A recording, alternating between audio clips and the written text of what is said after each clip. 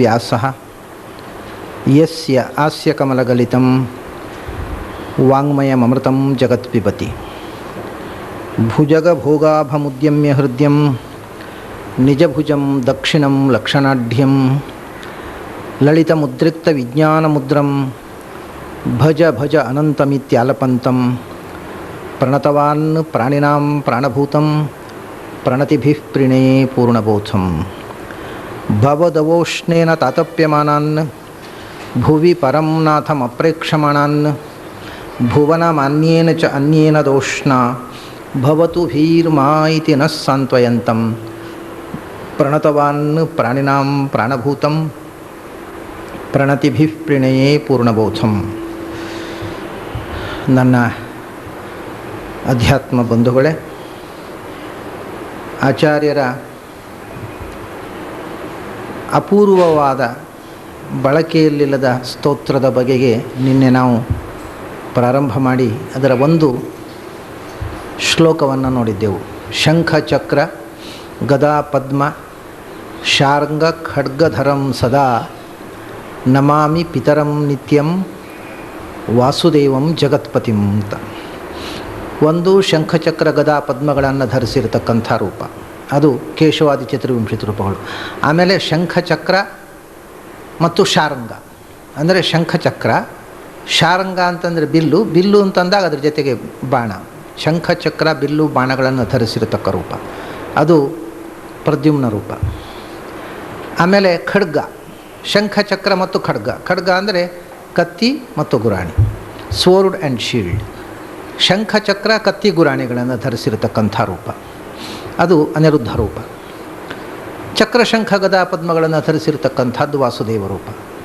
ಈ 24, 3, 27 ರೂಪಗಳನ್ನು ಒಂದು ಶ್ಲೋಕದ ಅರ್ಧ ಪಾದದಲ್ಲಿ, ಅರ್ಧ ಪದದಲ್ಲಿ, ಅರ್ಧ ಪದ್ಯದಲ್ಲಿ, ಪದ್ಯಾರ್ಧದಲ್ಲಿ ಹೇಳಿದ ಹಾಗಾಯಿತು.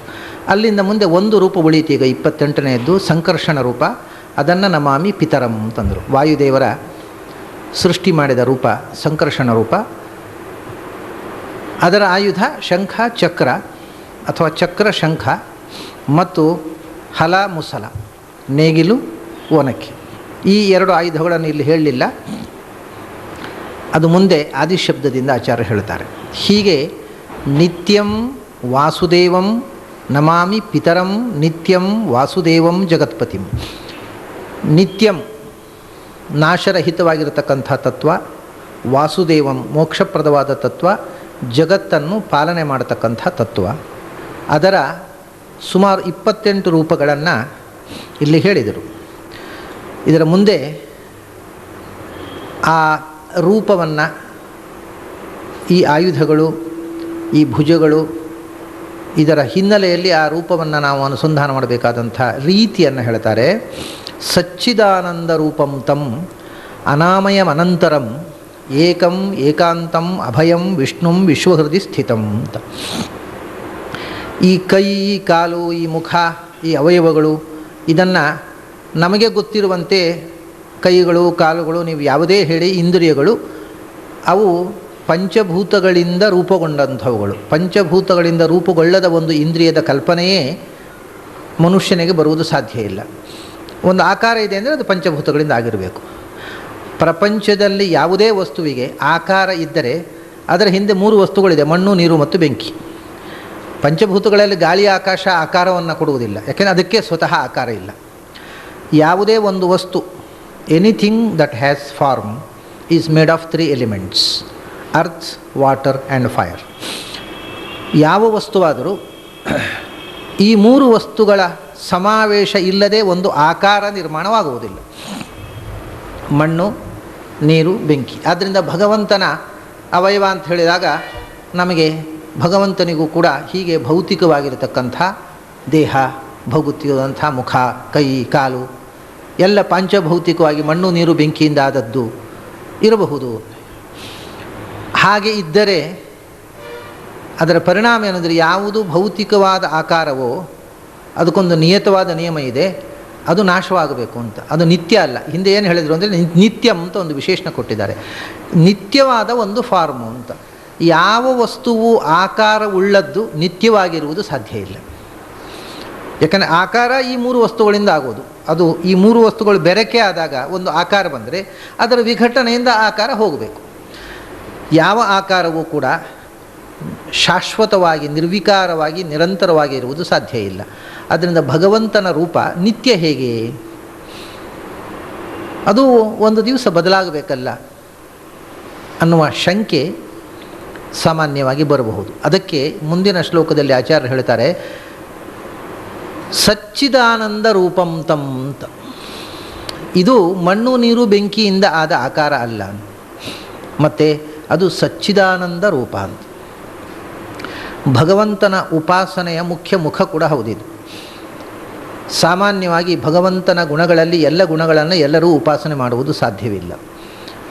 ಆದರೆ ಕನಿಷ್ಠ 4 ಗುಣಗಳನ್ನು ಉಪಾಸನೆ ಮಾಡಬೇಕು ಅಂತ ಹೇಳಿದ್ದಾರೆ ಶಾಸ್ತ್ರದಲ್ಲಿ. ಏನು ಅಂದರೆ ಅವನು ಸತ್, ಅವನು ಚಿತ್, ಅವನು ಆನಂದ ಮತ್ತು ಅವನು ಆತ್ಮ ಅಂತ. ಸಚ್ಚಿದಾನಂದ ಆತ್ಮೇತಿ ಮಾನುಷಯಿಸ್ತು, ಕನಿಷ್ಠ ಉಪಾಸನೆ. ಅವನು ಸಚ್ಚಿದಾನಂದ ಸ್ವರೂಪನಾದ ಆತ್ಮ ಅಂದರೆ ಅಂತರ್ಯಾಮಿಯಾಗಿ ನಮ್ಮನ್ನು ನೇಮಿಸ್ತಕ್ಕಂಥ ಸ್ವಾಮಿ ಅಂತ ಅರ್ಥ. ಅವನು ಎಂಥ ಸ್ವಾಮಿ? ಅವನು ಸಚ್ಚಿದಾನಂದ. ಸಚ್ಚಿದಾನಂದ ಅಂದರೆ ಏನು? ಇಲ್ಲಿ 3 ಶಬ್ದಗಳಿವೆ, ಸತ್ ಚಿತ್ ಆನಂದ, 3 ಸೇರಿ ಸಚ್ಚಿದಾನಂದ ಅಂತ. ಆ ರೂಪ, ಆ ಕರಚರಣಾದಿಗಳು ಸಚ್ಚಿದಾನಂದ ರೂಪ ಅಂದರು. ಅದು ಮಣ್ಣು ನೀರು ಬೆಂಕಿಯ ರೂಪ ಅಲ್ಲ, ಅದು 3ರಿಂದ, it is made of 3 elements, 3 ವಸ್ತುಗಳಿಂದಲೇ ಆದದ್ದು. ಅದು ಯಾವುದು 3 ಅಂದರೆ ಸತ್ ಚಿತ್ ಆನಂದ ಹೊರತು ಮಣ್ಣು ನೀರು ಬೆಂಕಿ ಅಲ್ಲ. ಸಚ್ಚಿದಾನಂದದ ರೂಪ ಅದು. ಸತ್ ಚಿತ್ ಆನಂದ ಅಂದರೆ ಏನು? ಆನಂದ ಅಂದರೆ ಏನು ಅಂತ ನಮ್ಗೆ ಗೊತ್ತಿದೆ, ಸಂತೋಷ. ಅದರಲ್ಲಿಯೂ ಆನಂದ ಅಂತ ಅನ್ನೋ ಶಬ್ದವನ್ನು ಬಳಸಿದ್ದಾರೆ. ಆನಂದ ಅನ್ನೋದಕ್ಕೆ ಒಂದು ಬೇರೆ ಅರ್ಥ ಇದೆ. ಆ ನಿಜವಾದ ಇನ್ನರ್ ಬ್ಲಿಸ್ ಅಂತ ಹೇಳ್ತೇವಲ್ಲ, ಆತ್ಮದ ಸಂತೋಷ, ಅದಕ್ಕೆ ಆನಂದ ಅಂತ ಅನ್ನೋದು. ಬೇರೆ ಉಳಿದದ್ದು, ಈಗ ನಾವು ಒಂದು ವಸ್ತುವನ್ನು ನೋಡುವಾಗ ಖುಷಿಯಾಗತ್ತೆ, ಅದಕ್ಕೆ ಆನಂದ ಅಲ್ಲ. ಅದು ನಿಜವಾಗಿ ತುಂಬ ಆನಂದ ಆಯಿತು ಅಂತ ಹೇಳ್ತೇವೆ ನಾವು. ಆದರೆ ಅದಕ್ಕೆ ಆನಂದ ಅಂತ ಹೆಸರಿಲ್ಲ ಸಂಸ್ಕೃತದಲ್ಲಿ. ಅದಕ್ಕೆ ಬೇರೆ ಬೇರೆ ಶಬ್ದಗಳಿದೆ. ಒಂದು ವಸ್ತುವನ್ನು ನೋಡಿದಾಗ ಆಗುವಂಥ, ಅಂದರೆ ಬೇರೆ ಹೊರಗಿನ ವಿಷಯಗಳ ಮೂಲಕ ಬರತಕ್ಕಂಥ ಸುಖ ಉಂಟಲ್ಲ, ಅದಕ್ಕೆ ಮೋದ ಅಥವಾ ಪ್ರಮೋದ ಅಂತ ಹೆಸರು. ಆನಂದ ಅಂತ ಹೇಳೋದಿಲ್ಲ, ಮೋದ ಅಥವಾ ಪ್ರಮೋದ. ಹೆಚ್ಚು ಖುಷಿಯಾದರೆ ಪ್ರಮೋದ, ಕಮ್ಮಿ ಖುಷಿಯಾದರೆ, ಈ ಉದಾಹರಣೆಗೆ ಒಂದು ತಿಂಡಿಯನ್ನು ಕಂಡಾಗ ಖುಷಿಯಾಗಿ ಬಾಯಲ್ಲಿ ನೀರು ಬರುತ್ತಲ್ಲ, ಅದು ಮೋದ. ತಿಂದಾಗ ಖುಷಿಯಾಗತ್ತಲ್ಲ, ಅದು ಪ್ರಮೋದ. ಅಷ್ಟೇ. ಅದರ ಪ್ರಮಾಣದ ಹೆಚ್ಚು ಕಡಿಮೆಯಿಂದ ಮೋದ ಮತ್ತು ಪ್ರಮೋದ ಅಂತ ಹೇಳ್ತಾರೆ. ಆನಂದ ಅಂದರೆ ಇನ್ನರ್ ಬ್ಲಿಸ್, ಅದಕ್ಕೆ ಹೊರಗಿನ ಯಾವುದೇ ವಸ್ತುವಿನ ಅಪೇಕ್ಷೆ ಇಲ್ಲ. ನಿದ್ರೆಯಲ್ಲಿ ನಮಗೆ ಆನಂದ ಇದೆ, ಎಚ್ಚರದಲ್ಲಿ ಆನಂದ ಅಲ್ಲ, ಮೋದ ಅಥವಾ ಪ್ರಮೋದ ಇರುವುದು. ಅಂದರೆ ವಿಷಯದ ಅಪೇಕ್ಷೆ ಇಲ್ಲದೆ ಒಳಗಿನಿಂದ ಇರುವ, ಹೊರಗಿನಿಂದ ಒಳಕ್ಕೆ ಹೋಗುವುದು ಮೋದ ಪ್ರಮೋದ, ಒಳಗಿನಿಂದ ಹೊರಕ್ಕೆ ಬರಬೇಕು, ಅದು ಆನಂದ. Inner Joy, bliss. ಸಾಮಾನ್ಯವಾಗಿ ಇಂಗ್ಲೀಷ್ನಲ್ಲಿ ವಿಷಯಗಳಿಂದ ಬಂದದ್ದನ್ನು ಪ್ಲೆಷರ್ ಅನ್ನಬಹುದು, ಇದಕ್ಕೆ ಬ್ಲಿಸ್ ಅನ್ನಬಹುದು. ಒಂದು ಪ್ಲೆಷರ್, ಒಂದು ಬ್ಲಿಸ್. ಹಾಗೆ ಒಂದು ಮೋದ ಅಥವಾ ಪ್ರಮೋದ, ಇನ್ನೊಂದು ಆನಂದ ಅಂತ. ಭಗವಂತನದ್ದು ಆನಂದ ಅಂದರು. ಅಂದರೆ ಅದು ಸ್ವರೂಪಭೂತವಾದ ಆನಂದ, ಅದು ಹೊರಗಿನಿಂದ ಯಾವುದರಿಂದಲೋ ಪಡೆದದ್ದಲ್ಲ, ಒಳಗಿಂದ ಇರುವಂಥದ್ದು ಒಂದು ಆನಂದ. ಇನ್ನೊಂದು ಆಸ್ಪೆಕ್ಟ್ ಯಾವುದು ಅಂದರೆ ಚಿತ್ ಅಂದರು. ಚಿತ್ ಅಂದರೆ ಜ್ಞಾನ, ವಿಸ್ಡಮ್. ಭಗವಂತನ ಸ್ವರೂಪ ಅಂತಂದರೆ ಅದು ಮಣ್ಣು ನೀರು ಬೆಂಕಿ ಅಲ್ಲ, it is nothing but wisdom and bliss ಅಂತ. ಅದು ಜ್ಞಾನಾನಂದದ ಸ್ವರೂಪ. ಅದರ ಜೊತೆಗೆ ಇನ್ನೊಂದು ಶಬ್ದ ಸೇರಿಸಿದರು, ಸತ್ ಅಂತ. ಜ್ಞಾನ ಅಂದರೆ ಪೂರ್ಣವಾದ ಜ್ಞಾನ ಸ್ವರೂಪ, ಆನಂದ ಪೂರ್ಣವಾದ ಆನಂದದ ಸ್ವರೂಪ. ಜೊತೆಗೆ ಅದು ಸತ್ ಅಂದರೆ ನಿರ್ದುಷ್ಟವಾದದ್ದು, ವಾಯ್ಡ್ ಆಫ್ ಆಲ್ ಡಿಫೆಕ್ಟ್ಸ್, ಯಾವ ದೋಷಗಳೂ ಇಲ್ಲದ ಪರಿಶುದ್ಧವಾದಂಥ ಅಸ್ತಿತ್ವ. ಪ್ರಪಂಚದಲ್ಲಿ ಇರತಕ್ಕ ಎಲ್ಲ ವಸ್ತುಗಳಲ್ಲಿಯೂ ಯಾವುದಾದರೂ ಒಂದು ರೀತಿಯ ದೋಷ ಇದೆ. ಎಷ್ಟು ಒಳ್ಳೆಯ ವಸ್ತುವಾದರೂ ಕೂಡ ಅದು ಪರಿಪೂರ್ಣ ನಿರ್ದುಷ್ಟವಾದ ವಸ್ತುವಲ್ಲ. ಜೀವ ಜ್ಞಾನಾನಂದ ಸ್ವರೂಪ, ಆದರೂ ಅವನಲ್ಲಿ ಅಪೂರ್ಣತೆಯ ದೋಷ ಇದೆ. ಎಲ್ಲವೂ ಜೀವರು ಚತುರ್ಮುಖ ಬ್ರಹ್ಮನನ್ನು ತಗೊಳ್ಳಿ, ಅವನು ಅಪೂರ್ಣ. ಲಕ್ಷ್ಮಿಯನ್ನೇ ತಗೊಂಡ್ರು, ಅವಳು ಪರಿಪೂರ್ಣಳಲ್ಲ, ಅಪೂರ್ಣಳು. ಅಪೂರ್ಣತೆಯ ದೋಷ ಇಲ್ಲದ ನಿರ್ದುಷ್ಟವಾದ ಒಂದು ವಸ್ತು ಅಂತಂದರೆ ಅದು ಭಗವಂತ ಮಾತ್ರ. ಆದ್ದರಿಂದ ಅವನನ್ನು ಸತ್. ಪರಿಪೂರ್ಣವಾದ ಜ್ಞಾನ ಭಗವಂತನದ್ದು ಮಾತ್ರ, ಪರಿಪೂರ್ಣವಾದ ಆನಂದ ಭಗವಂತನದ್ದು ಮಾತ್ರ. ಅದಕ್ಕೋಸ್ಕರ ಭಗವಂತನನ್ನು ಬೇರೆ ಅನೇಕ ಗುಣಗಳಿವೆ, ಅನಂತ ಗುಣಗಳಿವೆ, ಅನೇಕ ಏನು. ಅದನ್ನೆಲ್ಲ ನೀನು ಲೆಕ್ಕ ಮಾಡಲಾರೆ, ಉಪಾಸನೆ ಮಾಡಲಾರೆ. ಇದನ್ನು ಮೂರನ್ನು ಖಚಿತವಾಗಿ ಮನಸ್ಸಿನಲ್ಲಿ ಇಟ್ಟುಕೊಂಡ್ರು. ಅವನು ಯಾವ ದೋಷವೂ ಇಲ್ಲದ ಶುದ್ಧವಾದ ರೂಪ, ಜ್ಞಾನಪೂರ್ಣವಾದ ರೂಪ, ಆನಂದಪೂರ್ಣವಾದ ರೂಪ, ಈ ಮೂರು ಗುಣಗಳ ಉಪಾಸನೆ. ಅಂಥ ರೂಪ ನನಗೆ ಸ್ವಾಮಿ ಅಂತ, ನನಗೆ ಅಂತರ್ಯಾಮಿ, ನನಗೆ ಸ್ವಾಮಿ, ನನ್ನನ್ನು ನಿಯಂತ್ರಿಸ್ತಕ್ಕಂಥ ಶಕ್ತಿ, ಅದು ಪರಿಶುದ್ಧವಾದ ಜ್ಞಾನಾನಂದ ಸ್ವರೂಪವಾದ ವಸ್ತು. ಇಷ್ಟು ಮಿನಿಮಮ್ ಉಪಾಸನೆ ಮಾಡಬೇಕಾದದ್ದು. ಆದ್ದರಿಂದ ಆ ಉಪಾಸನೆಯಲ್ಲಿ ಕನಿಷ್ಠ ಉಪಾಸನೆ ಎಷ್ಟು ಮಾಡಬೇಕೋ ಆ ಒಂದು ಮುಖವನ್ನು ಹೇಳಿದರು, ಸಚ್ಚಿದಾನಂದ ರೂಪಂ. ಅಷ್ಟೇ ಅಲ್ಲ, ಇದು ಹಿಂದೆ ನಿತ್ಯ ಅಂತ ಹೇಳಿದ್ದಕ್ಕೆ ವಿವರಣೆಯೂ ಹೌದು. ಭಗವಂತನ ರೂಪವನ್ನು ಹೇಳಿದಿರಿ. ರೂಪ ಅಂತ ಇದ್ದದ್ದೆಲ್ಲ ಅನಿತ್ಯವಾದ ರೂಪಗಳೇ ಇರುವುದು, ಪಂಚಭೌತಿಕ. ಅದಕ್ಕೆ ಇದು ಪಂಚಭೌತಿಕ ರೂಪ ಅಲ್ಲ, ಇದು ಮಣ್ಣು ನೀರು ಬೆಂಕಿಯಿಂದ ಆದ ರೂಪ ಅಲ್ಲ, ಆದ್ದರಿಂದ ಅನಿತ್ಯ ಅಲ್ಲ. ಮತ್ತು ಯಾವುದರಿಂದ ಆದದ್ದಿದು? ಇದು ಪರಿಶುದ್ಧವಾದ ಜ್ಞಾನಾನಂದಮಯವಾದ ರೂಪ. ಜ್ಞಾನಾನಂದಮಯವಾದ ರೂಪ ಅಂದರೆ ಏನು? ಜ್ಞಾನಕ್ಕೆ ಆನಂದಕ್ಕೆ ರೂಪ ಉಂಟು. ಇದು ಅದಕ್ಕೋಸ್ಕರವೇ ನಿನ್ನೆ ಒಂದು ಮಾತು ಉಪನಿಷತ್ನಲ್ಲಿ ಬೆಳಿಗ್ಗೆ ನಾನು ಹೇಳಿದೆ, ಜೀವದ ಸಾಕ್ಷಾತ್ಕಾರವಾಗದೆ ಭಗವಂತನ ಸಾಕ್ಷಾತ್ಕಾರ ಆಗುವುದಿಲ್ಲ ಅಂತ. ಯಾಕೆಂದರೆ ಜೀವನೂ ಜ್ಞಾನಾನಂದ ಸ್ವರೂಪ. ಆದ್ದರಿಂದ ಜೀವದ ಸಾಕ್ಷಾತ್ಕಾರ ಆಗೋ ತನಕವೂ ಜ್ಞಾನಾನಂದದ ರೂಪ ಅಂದರೆ ಏನು ಅಂತ ಅನ್ನೋದೇ ಗೊತ್ತಾಗುವುದಿಲ್ಲ. ಜೀವದ ಸಾಕ್ಷಾತ್ಕಾರ ಆದಾಗ ಅವನಿಗೆ ತಾನು ಬೆಳಕಿನ ರೂಪ ಅಂತ ಗೊತ್ತಾಗುತ್ತೆ. ಜ್ಞಾನಾನಂದಗಳಿಗೆ ಒಂದು ಬೆಳಕಿನ ರೂಪ ಇದೆ. ಈ ಕಣ್ಣಿಗೆ ಕಾಣುವ ಬೆಳಕಲ್ಲ ಅದು, ಅದು ನಿಜವಾದ ಬೆಳಕು. ಒಂದು ಬಣ್ಣ ಇದೆ, ಅದಕ್ಕೆ ಎನರ್ಜಿಗೆ ಬಣ್ಣ ಇದೆ ಅಂತ ಅನ್ನೋದನ್ನು ನಾನು ನಿನ್ನೆ ಹೇಳಿದೆ. ನಮ್ಮ ಭಾವನೆಗಳು ಬದಲಾದ ಹಾಗೆ ನಮ್ಮ ಫಿಸಿಕಲ್ ಆರ, ದೇಹದಿಂದ ಹೊರಕ್ಕೆ ಬರತಕ್ಕಂಥ ಕಿರಣಗಳ ಬಣ್ಣ ಬದಲಾಗತ್ತೆ ಅಂತ. ಆದ್ದರಿಂದ not only matter but energy has colour. ಇದು ಒಂದು ವಿಚಿತ್ರವಾದ ವಿಷಯ. ಒಳಗಿನ ಶಕ್ತಿಗೆ ವರ್ಣ ಇದೆ, ರೂಪ ಇದೆ. ಆ ಜೀವ ಅಂಥ ಜ್ಞಾನಾನಂದದ ರೂಪ, ಭಗವಂತರು ಅಂಥ ಜ್ಞಾನಾನಂದ ರೂಪ. ಇದು ಒಂದು ಬಿಂದು, ಅದು ಒಂದು ಸಿಂಧು ಅಷ್ಟೇ. ಆದ್ದರಿಂದ ಜೀವದ ಸಾಕ್ಷಾತ್ಕಾರ ಆದಾಗ ಮಾತ್ರವೇ ಜ್ಞಾನಾನಂದದ ಬಣ್ಣ ಅಂದರೆ ಏನು, ಜ್ಞಾನಾನಂದದ ರೂಪ ಅಂದರೆ ಏನು, ಜ್ಞಾನಾನಂದದ ಆಕಾರ ಅಂದರೆ ಏನು ಅಂತ ಅನ್ನೋದು ಅರಿವಾಗುವುದು. ಅಲ್ಲಿ ತನಕ ಅದು ಸ್ಪಷ್ಟವಾಗಿ ತಿಳಿಯುವಂಥ ಸಂಗತಿಯೇ ಅಲ್ಲ. ಏನು ದೇವರು ಅಂದರೆ ಅದು ಜ್ಞಾನಾನಂದ ರೂಪ ಅಂತ ಅಷ್ಟೇ. ಹಾಗಂದರೆ ಏನು ಅಂದರೆ ಅದೊಂದು ಶಬ್ದ ಅಷ್ಟೇ. ಸಚ್ಚಿದಾನಂದ ರೂಪಂ ತಂ. ಭಗವಂತ ದೇಹ, ಭಗವಂತನ ದೇಹಕ್ಕೂ ನಾಶ ಇಲ್ಲ. ಯಾಕೆಂದರೆ ದೇಹ ಅಂದರೆ ನಮ್ಮ ಹಾಗೆ ಬೇರೊಂದು ದೇಹ ಇಲ್ಲ ಅವನಿಗೆ. ಅವನಿಗೆ ಜ್ಞಾನಾನಂದಮಯವಾದ ದೇಹ, ಅವನ ಸ್ವರೂಪ ದೇಹ ಅದು. ಅನಾಮಯಂ ಸತ್ ಅನ್ನೋದನ್ನು ವಿವರಿಸ್ತಾರೆ. ಅದರ ಸತ್ ಚಿತ್ ಆನಂದ ಅಂತ ಉಪಾಸನೆ ಮಾಡಬೇಕು ಅಂತ. ಸತ್ ಅಂದರೆ ಏನು? ಅನಾಮಯಂ ಅಂದರು. ಆಮಯ ಅಂತಂದರೆ ಲೋಕದಲ್ಲಿ ಪ್ರಸಿದ್ಧವಾದ ಅರ್ಥ ರೋಗ ಅಂತ, ಸಂಸ್ಕೃತದಲ್ಲಿಯೂ ಪ್ರಸಿದ್ಧವಾದ ಅರ್ಥ ರೋಗ ಅಂತ. ಅಮೀವ ಅಂತ ಇನ್ನೊಂದು ಶಬ್ದ ಇದೆ. ಅಮೀವ ಅಥವಾ ಆಮಯ ಎರಡಕ್ಕೂ ಪ್ರಸಿದ್ಧವಾದ ಅರ್ಥ ರೋಗ ಅಂತ. ಆದರೆ ಶಾಸ್ತ್ರೀಯವಾದ ಅರ್ಥ ದುಃಖ ಅಂತ. ರೋಗದಿಂದ ದುಃಖ ಬರುತ್ತೆ, ಆದ್ದರಿಂದ ರೋಗವನ್ನೂ ಆಮಯ ಅಂತ ಹೇಳ್ತಾರೆ. ನಿಜವಾಗಿ ಆಮಯ ಅಥವಾ ಅಮೀವ ಅಂತಂದರೆ ದುಃಖ ಅಥವಾ ದುಃಖ ಮುಂತಾದ ಎಲ್ಲ ದೋಷಗಳು. ಆಮಯ ಅಂದರೆ ಡಿಫೆಕ್ಟ್ಸ್ ಅಂತ, ದೋಷಗಳು. ಅನಾಮಯ ಅಂತಂದರೆ ಯಾವ ದೋಷವೂ ಇಲ್ಲದ್ದು. ಸತ್ ಅನ್ನುವ ಶಬ್ದದ ವಿವರಣೆ ಇದೆ. ಸತ್ ಯಾಕೆಂದರೆ ಅವನು ಅನಾಮಯ, ಅವನಲ್ಲಿ ಯಾವ ದೋಷಗಳೂ ಇಲ್ಲ, ಆದ್ದರಿಂದ ಅವನು ಸತ್. He is pure existence. ಆಮೇಲೆ ಜ್ಞಾನಾನಂದ ರೂಪ ಅಂತ ಹೇಳಿದ್ರಿ. ಹಾಗಾದರೆ ಅವನಲ್ಲಿ ದೇಹದಲ್ಲಿ ಜ್ಞಾನದ ಭಾಗ ಯಾವುದು, ಆನಂದದ ಭಾಗ ಯಾವುದು? ನಮ್ಮಲ್ಲಿ ಮಣ್ಣಿನ ಭಾಗ, ನೀರಿನ ಭಾಗ, ಬೆಂಕಿಯ ಭಾಗ ಅಂತ ಬೇರೆ ಮಾಡಲಿಕ್ಕೆ ಬರುತ್ತೆ. ಮಾಡಲಿಕ್ಕೆ ಬರೋದಂದರೆ ಬದುಕಿದ್ದಾಗ ಮಾಡಿದರೆ ಸತ್ತು ಹೋಗ್ತಾನೆ, ಸತ್ತ ಮೇಲೆ ಆಗುತ್ತೆ, ತನ್ನಷ್ಟಕ್ಕೆ ಬೇರೆ ಆಗುತ್ತೆ. ಅದು ಮಣ್ಣಿಗೆ ಸೇರುತ್ತೆ, ನೀರಿಗೆ ಸೇರುತ್ತೆ, ಬೆಂಕಿಗೆ ಸೇರುತ್ತೆ. ಆದ್ದರಿಂದ ಮಣ್ಣು ನೀರು ಬೆಂಕಿ ಒಂದಲ್ಲ ಒಂದು ದಿವಸ ಬೇರೆ ಆಗತ್ತೆ.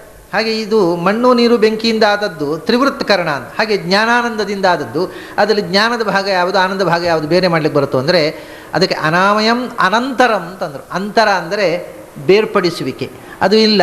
ಅಂದರೆ ಜ್ಞಾನವೂ ಆನಂದ ಸ್ವರೂಪ, ಆನಂದವೂ ಜ್ಞಾನ ಸ್ವರೂಪ, ಜ್ಞಾನಾನಂದವೂ ಭಗವತ್ ಸ್ವರೂಪ. ಅದು ಒಂದಕ್ಕೊಂದು ಬೇರೆ ವಸ್ತು ಅಲ್ಲ. ಆದ್ದರಿಂದ ಭಗವಂತನ ಗುಣಗಳಲ್ಲಿ ಅಂತರ ಇಲ್ಲ. ಅಂತರ ಅಂದರೆ ಡಿಫರೆನ್ಸ್, ಬೇರ್ಪಡಿಸುವಿಕೆ. ಅದನ್ನು ಬೇರ್ಪಡಿಸಲಿಕ್ಕಾಗದ ಅದು ಒಂದು ಅಖಂಡವಾದ ವಸ್ತು. ಸರಿ, ಸಚ್ಚಿದಾನಂದ ರೂಪಂ ತಂ.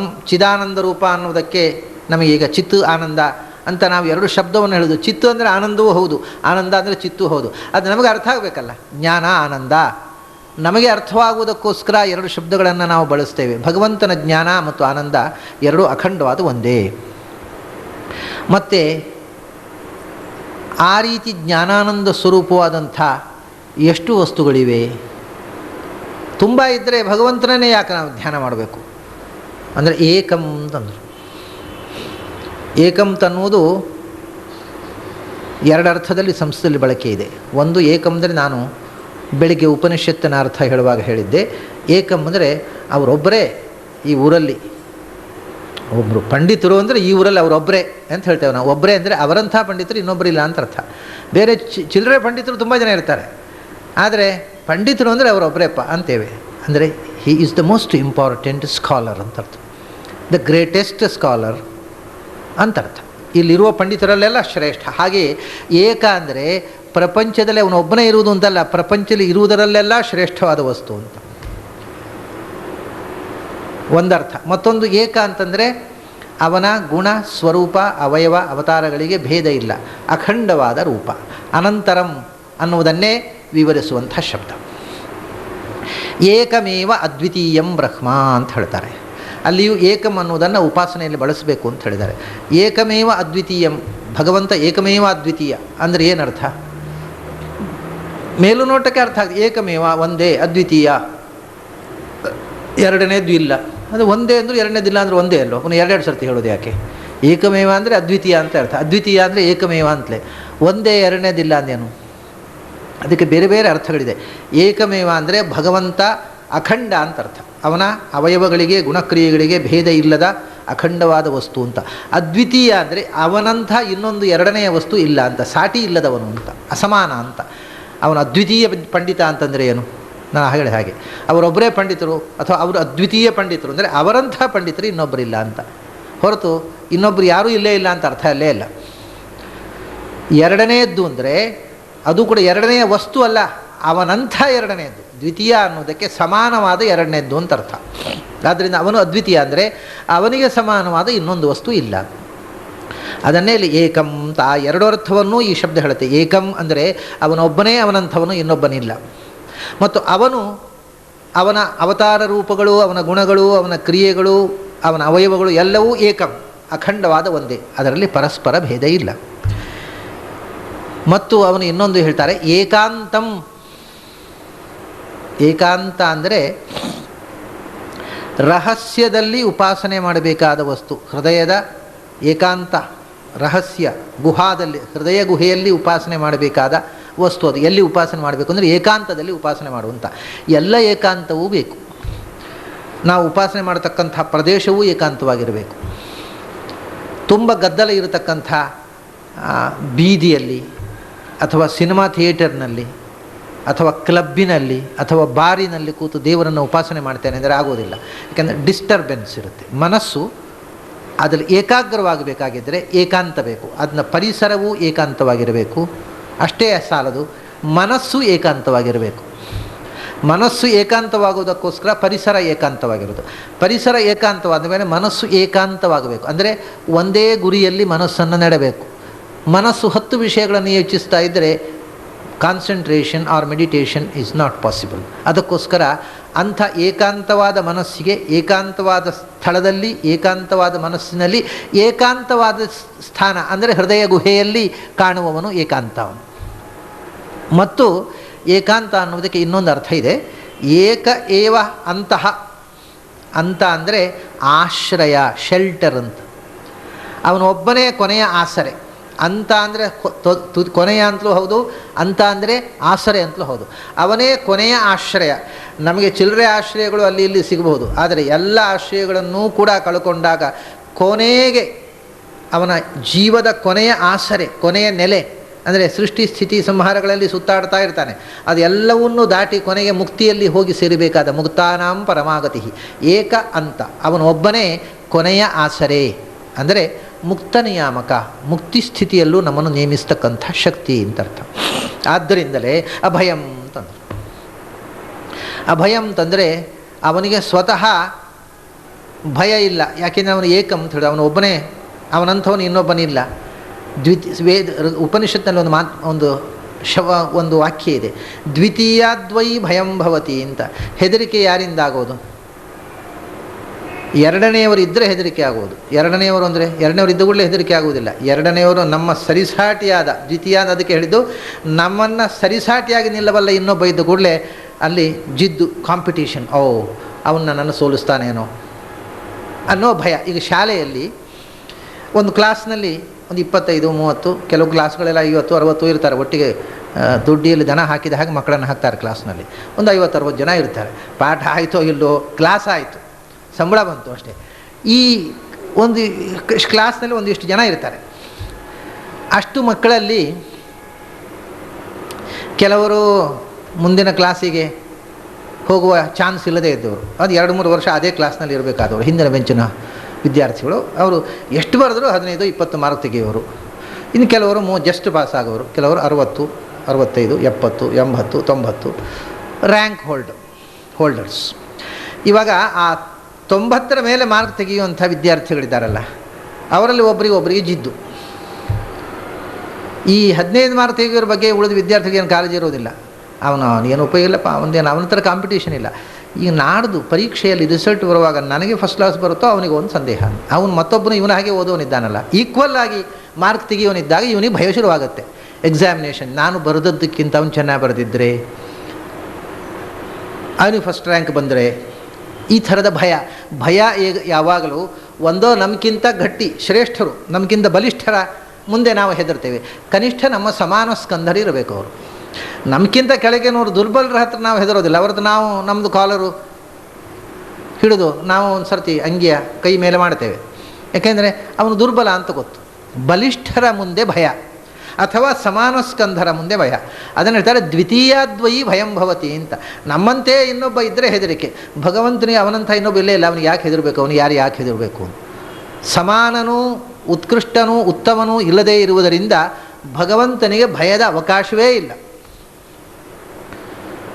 ಆದ್ದರಿಂದ ಅವನ ಅಭಯಂ. ಮತ್ತು ಅಷ್ಟೇ ಅಲ್ಲ, ಅವನು ಮೊದಲು ಏಕಾಂತ ಅಂತ ಹೇಳಿದ್ರು, ನಮಗೆಲ್ಲ ಆಸರೆ ಕೊನೆಯ ಆಸರೆ ಅಂತ. ಅದರ ವಿವರಣೆ ಅಭಯಂ ಅಂತ. ಭಯ ಅಂತಂದರೆ ಎಲ್ಲಿ ಜೀವನದಲ್ಲಿ ಮನುಷ್ಯ ಭಯಕ್ಕೆ ಒಳಗಾಗ್ತಾನೋ ಆ ಸ್ಥಿತಿ, ಅಂದರೆ ಸಂಸಾರ ಬಂಧನ. ಸಂಸಾರದಲ್ಲಿ ಮಾತ್ರ ಭಯ. ಭಯಂ ಅಂದರೆ ಈ ಪ್ರಪಂಚ, ಸಂಸಾರ ಬಂಧನ. ಅಭಯಂ ಅಂದರೆ ಈ ಸಂಸಾರ ಬಂಧನದ ಭಯವನ್ನು ಕಳಚುವವನು, ಭಯ ಪರಿಹಾರಕ, ಭಯಕೃತ್ ಭಯನಾಶನ ಅಂತ. ಸಂಸಾರವನ್ನು ಕೊಟ್ಟವನು ಅವನು, ಸಂಸಾರವನ್ನು ಪರಿಹರಿಸುವವನು ಅವನು. ಹಾಗಾಗಿ ತಾನು ಸ್ವತಃ ಭಯವಿಲ್ಲದವನು, ನಮ್ಮ ಭಯವನ್ನು ಪರಿಹರಿಸುವವನು. ಏಕಮೇಕಾಂತಂ ಅಭಯಂ. ಹೀಗೆ 3 ವಿಶೇಷಣಗಳಲ್ಲಿ ಭಗವಂತನ ಉಪಾಸನೆಯ ಕೆಲವು ಮುಖಗಳನ್ನು ಹೇಳಿದರು. ಅಂಥ ವಿಷ್ಣುಂ ವಿಶ್ವಹೃದಯ ಸ್ಥಿತಂ. ಅಂಥವ ಭಗವಂತ, ಅವನಿಗೆ ಒಂದು ಹೆಸರು ಕೊಟ್ಟರು, ವಿಷ್ಣು ಅಂತ. ವಿಷ್ಣು ಅಂದರೆ ಏನು? ಅದರ ವಿವರಣೆಯೇ ಮುಂದೆ ಇರುವಂಥದ್ದು. ವಿಷ್ಣುಂ ಅಂದರೆ ವೇವೇಷ್ಟಿ ಅಂತ, ಈ ಪ್ರಪಂಚದಲ್ಲಿ ಎಲ್ಲ ವ್ಯಾಪಿಸಿರುವವನಂತ, ಆಮ್ನಿ ಪ್ರೆಸೆಂಟ್ ಅಂತ ಅರ್ಥ.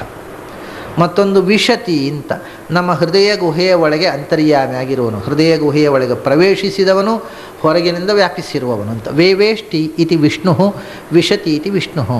ಯಾರು ವಿಶ್ವದ ಹೊರಗೆಲ್ಲ ವ್ಯಾಪಿಸಿದ್ದಾನೋ ಅವನು ವಿಷ್ಣು. ಯಾರು ಎಲ್ಲರ ಹೃದಯದೊಳಗೂ ಅಂತರ್ಯಾಮಿಯಾಗಿ ಇರ್ತಾನೋ ಅವನು ವಿಷ್ಣು. ಅದನ್ನೇ ವಿಶ್ವ ಹೃದಯ ಸ್ಥಿತಂ ಅಂತ ವಿವರಿಸಿದರು. ವಿಶ್ವ ಅಂದರೆ ಪ್ರಪಂಚ, ಪ್ರಪಂಚದ ಹೃದಯ ಅಂದರೆ ಮಧ್ಯಭಾಗ, ಪ್ರಪಂಚದ ಒಳಗೆಲ್ಲ ವ್ಯಾಪಿಸಿರುವವ ವಿಶ್ವ ಹೃದಯ ಸ್ಥಿತ. ಆಮೇಲೆ ವಿಶ್ವ ಅಂದರೆ ಜೀವ. ಮೊನ್ನೆ ನಾನು ಈ ವಿಶ್ವಸ್ಥಿತಿ ಪ್ರಳಯ ಸರ್ಗ ಅನ್ನುವಲ್ಲಿ ಹೇಳಿದ್ದೇನೆ. ವಿಶ್ವ ಅಂದರೆ ಜೀವರು, ಜೀವದ ಹೃದಯದಲ್ಲಿ ಅಂತರ್ಯಾಮಿಯಾಗಿರುವವ. ವಿಶ್ವ ಅಂದರೆ ಇಡೀ ಯೂನಿವರ್ಸು, ಅದರ ಮಧ್ಯದಲ್ಲಿ, ಅದರ ಒಳಗೆಲ್ಲ, ಹೃದಯ ಅಂದರೆ ಒಳಗೆ ಮಧ್ಯಭಾಗ, ಇಡೀ ಬ್ರಹ್ಮಾಂಡದ ಒಳಗೆ ತುಂಬಿರುವವ.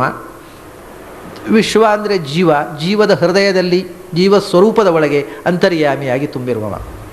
ಅದರಲ್ಲೂ ವಿಶೇಷವಾಗಿ ವಿಶ್ವ ಅಂದರೆ ವಾಯು, ವಿಶ್ವ ಅಂದರೆ ಚತುರ್ಮುಖ ಬ್ರಹ್ಮ. ಚತುರ್ಮುಖನ ಒಳಗೆ ಮತ್ತು ವಾಯುವಿನ ಒಳಗೆ ವಿಶೇಷವಾಗಿ ಸನ್ನಿಹಿತನಾಗಿರತಕ್ಕಂಥವ. ಅಂಥ ಭಗವಂತನನ್ನು ನನ್ನ ಹೃದಯದ ಒಳಗೆ ಇದ್ದಾನೆ ಅಂತ ಧ್ಯಾನ ಮಾಡಬೇಕು. ಸಚ್ಚಿದಾನಂದ ರೂಪಂ ತಂ ಅನಾಮಯಮನಂತರಂ ಏಕಮೇಕಾಂತಮಭಯಂ ವಿಷ್ಣುಂ ವಿಶ್ವಹೃದಯ ಸ್ಥಿತಂ. ಆ ವಾಯುದೇವರ ಹೃದಯದಲ್ಲಿ ಮತ್ತು ಬ್ರಹ್ಮದೇವರ ಹೃದಯದಲ್ಲಿ ನೆಲೆಸಿರ್ತಕ್ಕ ಭಗವಂತ ಅನ್ನುವ ವಿಶೇಷವಾದಂತಹ ಹೇಳಿದ್ದಕ್ಕೆ ಸಂಬಂಧಪಟ್ಟು ಮುಂದಿನ ಶ್ಲೋಕದಲ್ಲಿ ಕೆಲವು ವಿಶಿಷ್ಟವಾದ ಅಂಶಗಳನ್ನು ಹೇಳ್ತಾರೆ. ನಾನಾ ಸ್ವಭಾವಮತ್ಯಂತ ಸ್ವಭಾವೇನ ವಿಚಾರಿತಂ ಅವಿಶೇಷ ಮನಾದ್ಯಂತಂ ಪ್ರಣಮಾಮಿ ಸನಾತನಂ ಅಂತ. ಈ ಶ್ಲೋಕ ಸಾಮಾನ್ಯವಾಗಿ ಮೇಲುನೋಟಕ್ಕೆ ಅರ್ಥವೇ ಆಗದ ಒಂದು ಶ್ಲೋಕ. ನಾನಾ ಸ್ವಭಾವಮತ್ಯಂತ ಸ್ವಭಾವೇನ ವಿಚಾರಿತಂ, ಈ ಅರ್ಧ ಶ್ಲೋಕ ಏನನ್ನು ಹೇಳುತ್ತೆ ಅಂತಲೇ ಗೊತ್ತಾಗೋದಿಲ್ಲ ಮೇಲುನೋಟಕ್ಕೆ. ಅದು ವಿಶಿಷ್ಟವಾದ ಶಾಸ್ತ್ರೀಯ ಪ್ರಕ್ರಿಯೆಯನ್ನು ಆಳವಾಗಿ ಅಭ್ಯಾಸ ಮಾಡಿದವರಿಗೆ ಸ್ವಲ್ಪ ಅರ್ಥ ಆದ ಹಾಗೆ ಆಗುತ್ತದೆ. ಇಲ್ಲದಿದ್ದರೆ ಏನೂ ಅರ್ಥ ಕೊಡೋದಿಲ್ಲ. ಅದು ನಾನಾ ಅದು ನೋಡಿ, ಇದು ಮೇಲೆ ಶಬ್ದ ಹೀಗಿದೆ, ನಾನಾ ಸ್ವಭಾವಂ, ನಾನಾ ವಿಧವಾದ ಸ್ವಭಾವವುಳ್ಳವ. ಇದೇನು ಉಪಾಸನೆ? ದೇವರಿಗೆ ನಾನಾ ವಿಧವಾದ ಸ್ವಭಾವ ಇದೆ ಅಂದರೆ ಏನು? ಆಮೇಲೆ ಅತ್ಯಂತ ಸ್ವಭಾವೇನ ವಿಚಾರಿತಂ, ಅತ್ಯಂತ ಸ್ವಭಾವದಿಂದ ವಿಚಾರಿಸಲ್ಪಟ್ಟವು. ಹಾಗಂದರೆ ಏನು? ಯಾವ ಒಂದು ಸ್ಪಷ್ಟವಾದ ಅರ್ಥವನ್ನು ಕೊಡದ ತೀರ ಅಸ್ಪಷ್ಟವಾದ ಎರಡು ವಿಶೇಷಣಗಳಿವೆ ಇಲ್ಲಿ. ನಾನಾ ಸ್ವಭಾವಂ, ಭಗವಂತನ ಸ್ವಭಾವ ನಾನಾ ಬಗೆ, ಅದು ಯಾವಾಗ ಹೇಗೆ ತಿರುಗುತ್ತೆ ಅವನ ಬುದ್ಧಿ ಅಂತ ಹೇಳಲಿಕ್ಕೆ ಬರೋದಿಲ್ಲ ಅಂತ ಉಪಾಸನೆ ಮಾಡಬೇಕು. ಏನು ಮಾಡಬೇಕು? ನಾನಾ ಸ್ವಭಾವಂ ಅಂತಂದರೆ ಇದು ನಮಗೆ ಅರ್ಥ ಆಗಬೇಕಾಗಿದ್ದರೆ, ಸ್ವಭಾವೋ ಅಧ್ಯಾತ್ಮ ಮುಚ್ಯತೆ ಅಂತ ಗೀತೆಯಲ್ಲಿ ಸ್ವಭಾವ ಶಬ್ದವನ್ನು ಬಳಸಿದ್ದಾರೆ. ಅಧಿಭೂತ, ಅಧ್ಯಾತ್ಮ, ಅಧಿದೈವ, ಅಧಿಯಜ್ಞ ಅಂತ ಅನ್ನತಕ್ಕಂಥ 4 ತತ್ವಗಳನ್ನು ವಿವರಿಸುವಾಗ ಅಧಿಭೂತಂ ಕ್ಷರೋಭಾವ ಸ್ವಭಾವೋ ಅಧ್ಯಾತ್ಮ ಮುಚ್ಯತೆ ಅಂತ.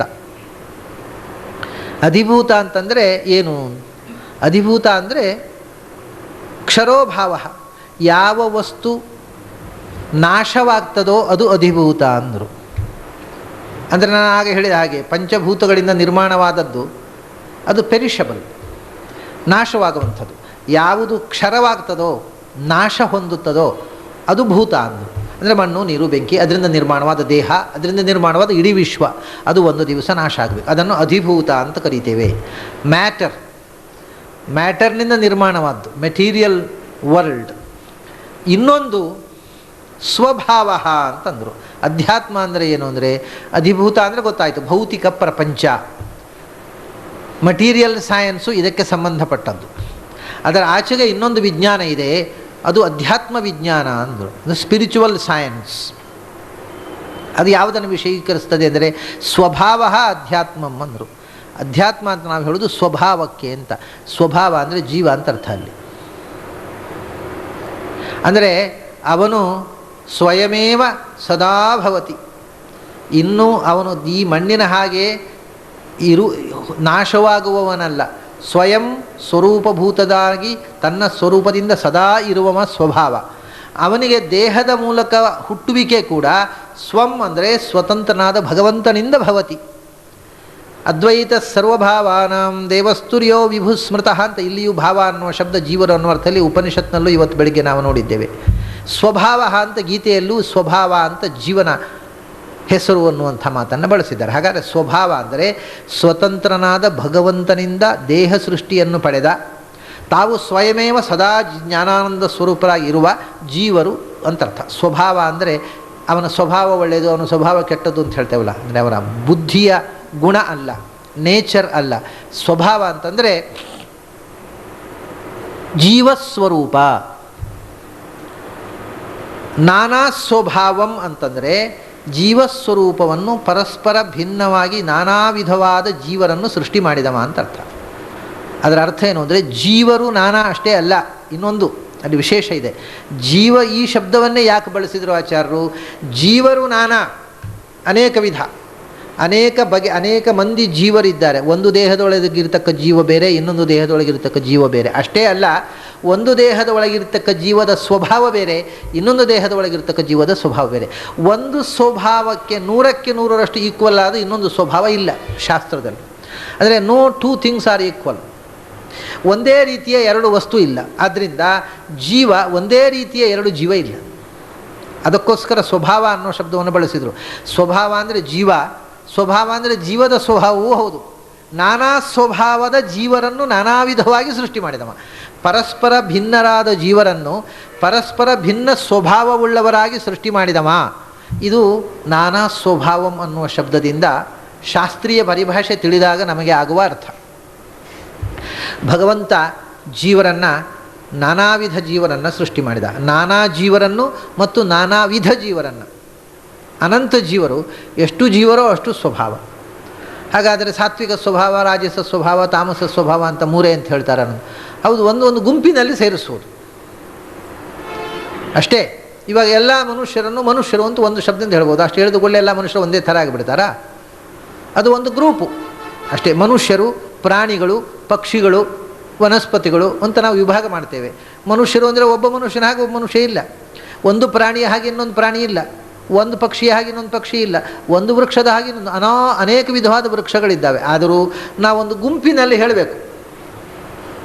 ಹೇಳಲಿಕ್ಕೆ ಪ್ರತಿಯೊಂದು ಮನುಷ್ಯರನ್ನು ವೈಯಕ್ತಿಕವಾಗಿ ಹೇಳಲಿಕ್ಕೆ ಬರುವುದಿಲ್ಲ. ಆಗ ಸಮಷ್ಟಿಯಾಗಿ ಹೇಳೋದಾಗ ಎಲ್ಲ ಒಟ್ಟಿಗೆ ಮನುಷ್ಯರು, ಎಲ್ಲ ಒಟ್ಟಿಗೆ ಪಕ್ಷಿಗಳು, ಪ್ರಾಣಿಗಳು ಮತ್ತು ಮರಗಳು, ವನಸ್ಪತಿಗಳು ಅಂತ. ಆದರೆ ಅವು ಒಂದೊಂದರಲ್ಲಿ ವ್ಯತ್ಯಾಸ ಇದೆ. ಅದೇ ರೀತಿ ಜೀವರನ್ನು ಸೃಷ್ಟಿ ಮಾಡಿದ, ಜೀವರ ಸ್ವಭಾವವನ್ನು ಬೇರೆ ಬೇರೆಯಾಗಿ ಸೃಷ್ಟಿ ಮಾಡಿದ. ಸತ್ವ ಸ್ವಭಾವದವರೇ ಒಬ್ಬರ ಸತ್ವಗುಣ ಒಂದು ಥರ, ಇನ್ನೊಬ್ಬರ ಸತ್ವಗುಣ ಒಂದು ಥರ. ಅದಕ್ಕೋಸ್ಕರವೇ ಸತ್ವ, ಸತ್ವ, ಅತಿಸತ್ವ, ಮಹಾಸತ್ವ, ಸತ್ವ ಮಹಾಸತ್ವ ಅಂತ ಇದಕ್ಕೆ ಮತ್ತೆ ವಿಶೇಷಣ ಕೊಟ್ಟುಕೊಂಡು ಹೋಗ್ತಾರೆ. ಅಷ್ಟು ಕೊಟ್ಟರೂ ಕೂಡ ಎಷ್ಟು ಜೀವರಿದ್ದಾರೋ ಅಷ್ಟು ವಿಶೇಷಣ ಕೊಡಲಿಕ್ಕೆ ಬರೋದಿಲ್ಲ. ಸತ್ವವು ನಾನಾ ಥರ. ಸಾತ್ವಿಕ ಸ್ವಭಾವದಲ್ಲೇ ಒಬ್ಬರದು ಒಂದು ಥರ, ಇನ್ನೊಬ್ಬರದು ಒಂದು ಥರ. ರಾಜಸ ಸ್ವಭಾವದಲ್ಲಿ ಒಬ್ಬರದ್ದು ಸ್ವಭಾವ ಒಂದು ಥರ, ಇನ್ನೊಬ್ಬರ ಸ್ವಭಾವ ಒಂಥರ. ತಾಮಸ ಸ್ವಭಾವದಲ್ಲಿಯೂ ಒಬ್ಬೊಬ್ಬರದು ಒಂದೊಂದು ರೀತಿಯ ತಾಮಸ ಸ್ವಭಾವ. ಎರಡೂ ವಿಧವ, ಎರಡು ಒಂದೇ ಥರದ ಎರಡು ವಸ್ತು ಪ್ರಪಂಚದಲ್ಲಿ ಇಲ್ಲ. ಅದನ್ನು ನಾನು ಕಳೆದ ಬಾರಿ ಹೇಳಿದ್ದೆ. ಅದು ಇವತ್ತು ನಾವು ಎಲ್ಲದರಲ್ಲಿಯೂ ಅನ್ವಯವಾಗುವಂಥ ಮಾತು. ಒಂದು ಆ್ಯಟಮ್ಮಿನಲ್ಲಿ ಈಗ ತುಂಬ ಸಬ್ ಆ್ಯಟಮ್ಸ್ ಇವೆ ಅಂತ ಹೇಳ್ತಾರೆ. ಈಗ ಹಿಂದಿನ ಹಾಗೆ ಮೂರೇ ಅಂತ, ಹಿಂದೆ ಎಲೆಕ್ಟ್ರಾನ್, ನ್ಯೂಟ್ರಾನ್, ಪ್ರೋಟಾನ್ ಅಂತ. ಈಗ ಅದರೊಳಗೆ ನೂರಾರು ಸಬ್ ಆ್ಯಟಮ್ಸ್ ಇವೆ ಅಂತ ಹೇಳುವಂಥದ್ದು ಗೊತ್ತಾಗಿದೆ. ಇರಲಿ, ಆ ಇಲೆಕ್ಟ್ರಾನ್, ನ್ಯೂಟ್ರಾನ್, ಪ್ರೋಟಾನ್ ಅಂದ್ರೇ ನಾವು ಸತ್ವ, ರಜಸ್ಸು, ತಮಸ್ಸು ಅನ್ನೋದು. ಆ ಒಂದು ಪರಮಾಣುವಿನ ಒಳಗಿರ್ತಕ್ಕಂಥ ಇಲೆಕ್ಟ್ರಾನು ಅಥವಾ ನ್ಯೂಟ್ರಾನು ಇನ್ನೊಂದು ಪರಮಾಣುವಿನಲ್ಲಿರ್ತಕ್ಕ ಇಲೆಕ್ಟ್ರಾನು, ನ್ಯೂಟ್ರಾನು ಒಂದೇ ಥರ ಆಗಿಲ್ಲ. ಹಾಗಾದರೆ ಎಷ್ಟು ಪರಮಾಣುಗಳು ಅಷ್ಟು ಇಲೆಕ್ಟ್ರಾನ್, ನ್ಯೂಟ್ರಾನ್, ಪ್ರೋಟಾನ್ಸ್ಗಳಲ್ಲಿ ವ್ಯತ್ಯಾಸ. ಅದು ಅತ್ಯಂತ ಸೂಕ್ಷ್ಮ. ಅಲ್ಲಿಂದ ಹಾಗೆಯೇ ಪರಮಾಣುಗಳು ಬೇರೆ ಬೇರೆ, ಅಲ್ಲಿಂದ ಪರಮಾಣುವಿನಿಂದ ರೂಪುಗೊಂಡ ಈ ಸ್ಥೂಲ ವಿಶ್ವ ಬೇರೆ. ಹಾಗೆಯೇ ಪ್ರತಿಯೊಂದು ಜೀವ ಅದು ಇಲೆಕ್ಟ್ರಾನ್, ನ್ಯೂಟ್ರಾನ್, ಪ್ರೋಟಾನ್ ಎಲ್ಲಕ್ಕಿಂತಲೂ ಸೂಕ್ಷ್ಮವಾಗಿರ್ತಕ್ಕಂಥ ವಸ್ತು ಜೀವ ಅಂತಂದರೆ. ಅದೂ ಹಾಗೆ ಒಂದು ಜೀವದ ಸ್ವಭಾವ ಇನ್ನೊಂದು ಜೀವಕ್ಕಿಲ್ಲ, ಒಂದು ಜೀವದ ಆಕಾರ ಇನ್ನೊಂದು ಜೀವಕ್ಕಿಲ್ಲ. ಅದರದ್ದೇ ಸ್ವಭಾವ, ಅದರದ್ದೇ ಗುಣಧರ್ಮಗಳು, ಒಂದರಂತೆ ಒಂದಿಲ್ಲ. ಒಂದರಂತೆ ಒಂದಿರುವ ಒಂದೇ ಥರದ ಎರಡು ವಸ್ತುಗಳು ಪ್ರಪಂಚದಲ್ಲಿ ಯಾವುದೂ ಇಲ್ಲ. ಭಿನ್ನಾಶ್ಚ ಭಿನ್ನ ಧರ್ಮಾಶ್ಚ ಪದಾರ್ಥಾ ನಿಖಿಲಾ ಅಪಿ ಅಂತ ಅನುವ್ಯಾಖ್ಯಾನದಲ್ಲಿ ಆಚಾರ್ಯರು ಹೇಳಿದರು. ಜಗತ್ತಿನಲ್ಲಿ ಎಷ್ಟು ಪದಾರ್ಥಗಳಿವೆಯೋ ಅದು ಭಿನ್ನ ಭಿನ್ನ ಮತ್ತು ಅದರ ಸ್ವಭಾವ ಭಿನ್ನ ಭಿನ್ನ ಅಂತ. ಇದನ್ನು, ಈ ಅಪೂರ್ವವಾದ ಸಂಗತಿಯನ್ನು ಹೇಳುವುದಕ್ಕೋಸ್ಕರ ಆಚಾರ್ಯರು ನಾನಾ ಸ್ವಭಾವಂ ಅಂದರು. ಅಂದರೆ ಜೀವರು ಹೌದು, ಪ್ರಪಂಚದಲ್ಲಿರತಕ್ಕ ಯಾವ ವಸ್ತುವಿಗೂ ಅದರದ್ದೇ ಆದ ಸ್ವಭಾವ ಅಂದರೆ ನೇಚರ್ ಇದೆಯಲ್ಲ, ಅದು ಭಿನ್ನ ಭಿನ್ನ. ಎರಡು ವಸ್ತುಗಳಲ್ಲಿ ಒಂದೇ ಸ್ವಭಾವ ಇಲ್ಲ. ಸುಮಾರಾಗಿ ಒಂದೇ ಥರದ ಸ್ವಭಾವ ಇರ್ಬೋದು. ಈ ಸ್ನೇಹಿತರು ನಮಗಿಬ್ಬರಿಗೂ ಒಂದೇ ರೀತಿ ಸ್ವಭಾವ, ಅವ್ರದ್ದು ನನಗೆ ಹಿಡಿತದೆ, ನಮ್ದು ಹಿಡಿಬೇಕಾದ್ರೆ ಬೇರೆ ಬೇರೆ ಇರಬೇಕಲ್ಲ, ಒಂದೇ ಆಗಿದ್ರೆ ಹಿಡಿಯುವುದು ಎಲ್ಲಿಗೆ? ಅದು ಸುಮಾರಾಗಿ ಟ್ಯಾಲಿ ಆಗತ್ತೆ ಅಂತ. ಎಲ್ಲೋ ಕೆಲವು ಸರ್ತಿ ನಮಗೆ ಅಭಿಪ್ರಾಯ ಭೇದ ಬರುತ್ತೆ, ಆದರೂ ಅಂಥ ತೀರ ವಿರೋಧ ಇಲ್ಲ. ಆವಾಗ ಸ್ನೇಹಿತರು. ಅದು ಟ್ಯಾಲಿಯೇ ಆಗದೇ ಇದ್ದರೆ ಅವರಿಗೂ ನಮಗೆ ಹಿಡಿಯೋದಿಲ್ಲ ಸ್ವಾಮಿ, ಅವ್ರದ್ದೇ ಬೇರೆ ನಮ್ಮದೇ ಬೇರೆ ಅಂತ. ಅದು ಎಲ್ಲೋ ಒಂದು ಹಿಡಿಯುತ್ತದೆ, 99 ಹಿಡಿಯೋದಿಲ್ಲ. ಸ್ನೇಹಿತರು ಅಂತಾದಾಗ 99 ಹಿಡಿಯುತ್ತೆ, ಒಂದು ಹಿಡಿಯೋಲ್ಲ. ಅದು 100ಕ್ಕೆ 100ರಷ್ಟು ಹಿಡಿಯೋದು ಇಲ್ಲೇ ಇಲ್ಲ, ಎರಡು ಸ್ವಭಾವ. ಅದರಿಂದ 100ಕ್ಕೆ 100ರಷ್ಟು ಸ್ನೇಹಿತರು ಇರುವುದು ಸಾಧ್ಯ ಇಲ್ಲ, 100ಕ್ಕೆ 100ರಷ್ಟು ಶತ್ರುಗಳು ಇರುವುದು ಸಾಧ್ಯ ಇಲ್ಲ. ನಮಗೆ ಆಗದವರು ಅಂದರೆ ಅವರ ಪರ್ಸೆಂಟೇಜ್, ಆಗದ ಅಂಶಗಳ ಪರ್ಸೆಂಟೇಜ್ ಹೆಚ್ಚು. ಅದು ನಮಗೆ ಆಗದವರಲ್ಲಿಯೂ ನಮಗೆ ಆಗುವ ಕೆಲವು ಅಂಶಗಳಿರ್ತವೆ. ನಮಗೆ ಅವ್ರನ್ನ ಕಂಡ್ರೆ ಆಗೋದಿಲ್ಲ, ಆದರೆ ಆ ಆಸ್ಪೆಕ್ಟು ಬಹಳ ಖುಷಿ ಅವರದ್ದು ಅಂತ. ಯಾವುದೋ ಒಂದು ಖುಷಿಯೇ, ಅದು ಪರವಾಗಿಲ್ಲ, ಅದೊಂದು ಖುಷಿ ಆಗುತ್ತೆ. ಆದರೆ ಉಳಿದದ್ದು ಯಾವುದು ಹಿಡಿಯೋದಿಲ್ಲ ಅಂತ. ಯಾವುದೋ ಆಗದೇ ಇದ್ದ ವ್ಯಕ್ತಿಯಲ್ಲೂ ನಮಗೆ ಆಗುವಂಥ ಕೆಲವು ಅಂಶಗಳಿವೆ, ಆಗುವ ವ್ಯಕ್ತಿಯಲ್ಲಿ ನಮಗೆ ಆಗದ ಕೆಲವು ಅಂಶಗಳಿವೆ. ಜೀವನದಲ್ಲಿ ನಾವು ಯಶಸ್ವಿಗಳಾಗಬೇಕಾಗಿದ್ದರೆ ಯಾವಾಗಲೂ ನಮಗೆ ನಮ್ಮ ಸುತ್ತಮುತ್ತ ಇರ್ತಾರಲ್ಲ, ನಮ್ಮ ಬಂಧುಗಳು, ಬಾಂಧವರು, ಗಂಡ ಹೆಂಡತಿ, ಮಕ್ಕಳು, ಅವರಲ್ಲಿಯೂ ಆಗದ ವಿಷಯಗಳಿರ್ತವೆ. ಅದನ್ನೇ ಯೋಚನೆ ಮಾಡುವವರು ಜೀವನದಲ್ಲಿ ವಿರಸವನ್ನು ಅನುಭವಿಸ್ತಾರೆ. ಅದನ್ನು ಮರೆತು ಆಗುವ ಪಾಯಿಂಟ್ಸು ನಮಗೂ ಅವಾಗೂ ಮ್ಯಾಚ್ ಆಗುವಂಥದ್ದು ಯಾವುದು ಅದನ್ನೇ ಹೈಲೈಟ್ ಮಾಡ್ತಾ ಹೋದರೆ ಜೀವನದಲ್ಲಿ ಸುಖವಾಗಿ ಬದುಕಬಹುದು. ಈ ತೀರಾ ಹತ್ತಿರದ ತಂದೆ ಮಕ್ಕಳಲ್ಲಿ, ಗಂಡ ಹೆಂಡತಿಯಲ್ಲಿ ಆಗದ ಅಂಶವೂ ಇದೆ, ಆಗುವ ಅಂಶವೂ ಇದೆ. ಆದರೆ ಆಗುವ ಅಂಶವನ್ನಷ್ಟೇ ಜೀವನದಲ್ಲಿ ನಾವು ಕನ್ಸಿಡರ್ ಮಾಡ್ತಾ ಹೋದರೆ ಜೀವನ ಸುಖ ಆಗುತ್ತೆ. ಆಗದ ಪಾಯಿಂಟೇ ಹೌದು ಸ್ವಾಮಿ ಎಲ್ಲ ಹೌದು, ಇದೊಂದು ಉಂಟಲ್ಲ ಅವರಲ್ಲಿ, ಇದು ಮ್ಯಾಚ್ ಆಗುವಂಥ ಸಂಭವವೇ ಇಲ್ಲ, ಅದು ಗ್ಯಾಪ್ ದೊಡ್ಡದಾಗ್ತಾನೆ ಹೋಗೋದು. ಯಾವಾಗಲೂ ನಮ್ಮ ದೃಷ್ಟಿ ಅದರಲ್ಲಿ ನಮಗೆ ಯಾವುದು ಹೊಂದಿಕೆ ಆಗುತ್ತೆ ಅದರ ಜೊತೆಗೆ ಅಡ್ಜಸ್ಟ್ ಮಾಡಿಕೊಳ್ಳುವುದಲ್ಲೇ ಇರೋದು. ಜೀವನದ ಯಶಸ್ಸು ಅಲ್ಲೇ ಇರೋದು. ಹೊರತು ಪೂರ್ತಿ ನಮ್ಮ ಹಾಗೆಯೇ ಇರುವ ಇನ್ನೊಂದು ವ್ಯಕ್ತಿ ಬೇಕು ಅಂದರೆ ಸಿಗುವುದೇ ಇಲ್ಲ. ಅದು ತಂದೆ ಮಕ್ಕಳು ಅಲ್ಲ, ಗಂಡ ಹೆಂಡತಿಯೂ ಅಲ್ಲ, ಎಲ್ಲಿಯೂ 100ಕ್ಕೆ 100ರಷ್ಟು ಟ್ಯಾಲಿ ಆಗತಕ್ಕಂಥ ಎರಡು ವ್ಯಕ್ತಿಗಳಿಲ್ಲ. ನಾನಾ ಸ್ವಭಾವಂ ಅನ್ನುವುದು ಈ ಮಾತನ್ನು ಹೇಳುತ್ತೆ. ನಾನಾ ವಿಧರಾದ ಜೀವರನ್ನು, ಅವರಿಗೆ ನಾನಾ ವಿಧವಾದ ಸ್ವಭಾವವನ್ನು ಸೃಷ್ಟಿ ಮಾಡಿದ ಭಗವಂತ. ಸೃಷ್ಟಿ ಮಾಡಿದ ಅಂದರೆ ಇಲ್ಲದ್ದನ್ನು ಕೊಟ್ಟ ಅಂತಲ್ಲ, ಅಲ್ಲಿ ಕೊಟ್ಟ ಅಂತ ಇಲ್ಲ, ಅದು ತಮಾಷೆ. ಆಚಾರ್ಯರು ನಾನಾ ವಿಧವಾದ ಸ್ವಭಾವವುಳ್ಳ ಜೀವರು ಯಾರಿಂದ ರೂಪುಗೊಂಡರೋ ಅಂಥವನು ಅಂತ. ಅಂದರೆ ಆ ಜೀವದ ಸ್ವಭಾವ ಜೀವದಂತೆ ಅನಾದಿನಿತ್ಯ, ಆದರೆ ಅದಕ್ಕೆ ಅಭಿವ್ಯಕ್ತಿ ಕೊಟ್ಟವ ಭಗವಂತ. ಅದಕ್ಕೊಂದು ದೇಹ ಕೊಟ್ಟು ಬೆಳೀರಿ, ನಿಮ್ಮ ಸ್ವಭಾವವನ್ನು ಬೆಳೆಸಿಕೊಳ್ಳಿ ಅಂತ ಆ ಸ್ವಭಾವದ ಬೆಳವಣಿಗೆಗೆ ಸೃಷ್ಟಿಯ ಮೂಲಕ ಅವಕಾಶ ಕೊಟ್ಟವ ಭಗವಂತ. ಆದ್ದರಿಂದ ಅವನನ್ನು ನಾನಾ ಸ್ವಭಾವ ಅಂತ ಹೇಳ್ತಾರೆ. ಇನ್ನೊಂದು ರೀತಿಯಿಂದಲೂ ಭಗವಂತನೂ ನಾನಾ ಸ್ವಭಾವ. ಭಗವಂತನಿಗೂ ನಾನಾ ಸ್ವಭಾವ ರೀ, ಒಂದೇ ಸ್ವಭಾವ ಅಲ್ಲ. ಭಾವ ಅಂದರೆ ಅವತಾರ, ಭವನ ಆಗುವಿಕೆ. ಏನು ಅಂದರೆ ಭಗವಂತನ ಅವತಾರ ಅದು ಒಂದೆರಡು ಅವತಾರವೋ, ನಾನಾ ಭಾವಗಳು ಭಗವಂತನಿಗೆ, ನಾನಾ ವಿಧವಾದ ಅವತಾರಗಳು. ಆದರೆ ಅವು ಎಲ್ಲವೂ ಅಂದರೆ ಸ್ವರೂಪಭೂತ, ಭಿನ್ನ ಅಲ್ಲ. ನಾನಾ ವಿಧವಾದ ಸ್ವರೂಪಭೂತವಾದ ಅನಂತ ಅವತಾರಗಳನ್ನು ತಳೆದವ ನಾನಾ ಸ್ವಭಾವಂ. ಅತ್ಯಂತ ಸ್ವಭಾವೇನ ವಿಚಾರಿತಂ ಅಂತ ಒಂದಿದೆ. ಅತ್ಯಂತ ಅಂದರೆ ತುತ್ತ ತುದಿ, ಅತಿಶಯವಾದ ಅಂತ, ಕೊನೆಯಲ್ಲಿ ಇರತಕ್ಕ ಸ್ವಭಾವ ಅಂದರೆ ಜೀವ. ಸ್ವಭಾವ ಅಂದರೆ ಜೀವ ಅಂತ ನೋಡಿದ್ದೇವೆ ನಾವು. ಅತ್ಯಂತ ಸ್ವಭಾವ ಅಂದರೆ ತುತ್ತ ಎಲ್ಲಕ್ಕಿಂತ ಕೊನೆಯಲ್ಲಿ ಇರತಕ್ಕಂಥ ಸ್ವಭಾವ ಅಂದರೆ ಜೀವ. ಯಾರು? ಬ್ರಹ್ಮದೇವರು, ವಾಯುದೇವರು. ಅವರಿಂದ ವಿಚಾರಿತಂ, ಸದಾ ಧ್ಯಾನಿಸಲ್ಪಡುವ, ಅವರ ಗುಣಗಳನ್ನು ಚಿಂತನೆ ಮಾಡ್ತಾ ಇರತಕ್ಕವರು ಅವರಿಬ್ಬರು. ಅದರಿಂದ ಅತ್ಯಂತ ಸ್ವಭಾವೇನ ಅಂದರೆ ಅತ್ಯಂತ ತುದಿಯಲ್ಲಿ ಇರತಕ್ಕಂಥ ಜೀವನಿಂದ ಅಂದರೆ ಚತುರ್ಮುಖನಿಂದ ಅಥವಾ ವಾಯುದೇವರಿಂದ ವಿಚಾರಿತಂ, ಸದಾ ಚಿಂತಿಸಲ್ಪಡ್ಕತು.